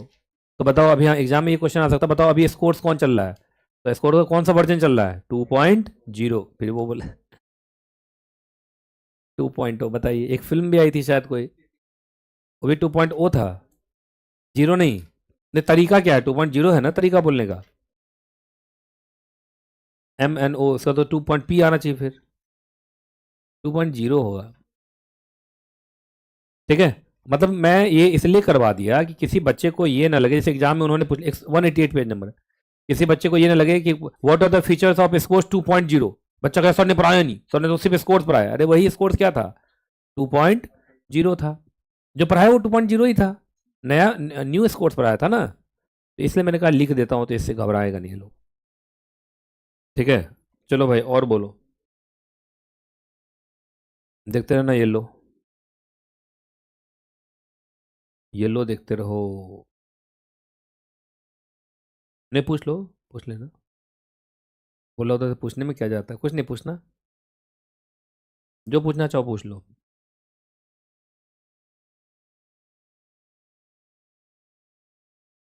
अच्छा कुछ भी पूछ लेगा। नहीं नहीं, पढ़ाई लिखाई से जुड़ा हो पूछो। इनसाइडर ट्रेडिंग चैप्टर में आ जाओ भाई। लो, इसमें ना तुम्हारा पेज नंबर बता देता हूँ। पेज नंबर तुम्हारा, पेज नंबर 270 के आसपास रहो। यूपीएसआई का डेफिनेशन है 270 के आसपास। यूपीएसआई का डेफिनेशन है अनपब्लिश्ड प्राइस सेंसिटिव इंफॉर्मेशन। मिला? नहीं मिला? 261 है। देख लो भाई, इनसाइडर ट्रेडिंग चैप्टर में आ जाओ, यूपीएसआई के डेफिनेशन पे।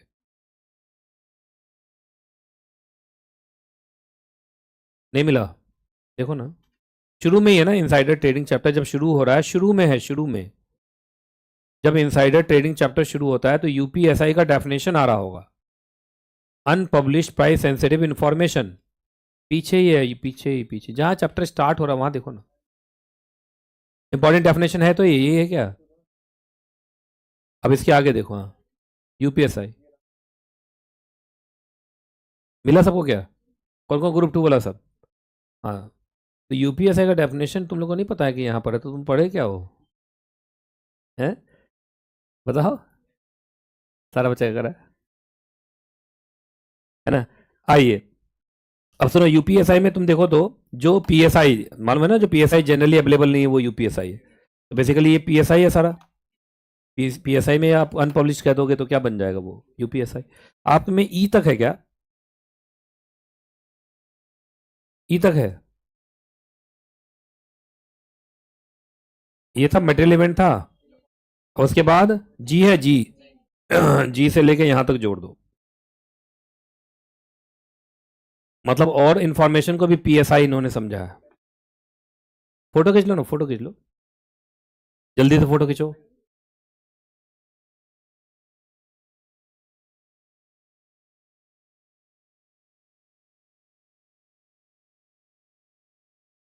खींच लिया फोटो? अब मैं बताता हूँ क्या क्या है। कभी भी आपके रेटिंग्स में चेंज आया, बस ईएसजी रेटिंग में चेंज आया तो नहीं, नॉर्मल किसी रेटिंग में चेंज आया तो पीएसआई है। आपका statutory auditor, secretary auditor resign कर रहा है, उससे जुड़ा हुआ न्यूज़ पीएसआई है ना? कोई भी केस का डिसीजन आया, आउटकम को मतलब डिसीजन, जिससे कि कंपनी पर इंपैक्ट हो सकता है, वो भी एक पीएसआई है। कंपनी की तरफ से फ्रॉड या डिफॉल्ट हुआ, चाहे कंपनी की तरफ से उसके प्रोमोटर डायरेक्टर केएमपी, चाहे उस कंपनी के सब्सिडरी, चाहे उसके केएमपी का अरेस्ट हुआ है, प्रोमोटर डायरेक्टर का अरेस्ट हुआ है, चाहे इंडिया में या इंडिया के बाहर, ये सारे न्यूज पीएसआई माने जाएंगे। बस जनरली अवेलेबल नहीं है तो यूपीएसआई। कोई भी रेजोल्यूशन प्लान आईबीसी के अंदर, restructuring, one time settlement, loan boring से जुड़ा हुआ कोई सेटलमेंट कॉम्प्रोमाइज किया, और वाइंडिंग का पिटिशन मालूम चला आपका एडमिट हो गया, ये सारे न्यूज़ क्या माने जाएंगे? पीएसआई। अब चूंकि ये जनरली अवेलेबल नहीं है पब्लिक में तो क्या माने जाएंगे? यूपीएसआई। एग्जाम में अगर क्वेश्चन पूछ ले पीएसआई पे, तो पीएसआई का मतलब तो इतना ही है। यूपीएसआई पूछे तो ये सारा भी लिखना है, ये है ना? ये तो हुआ।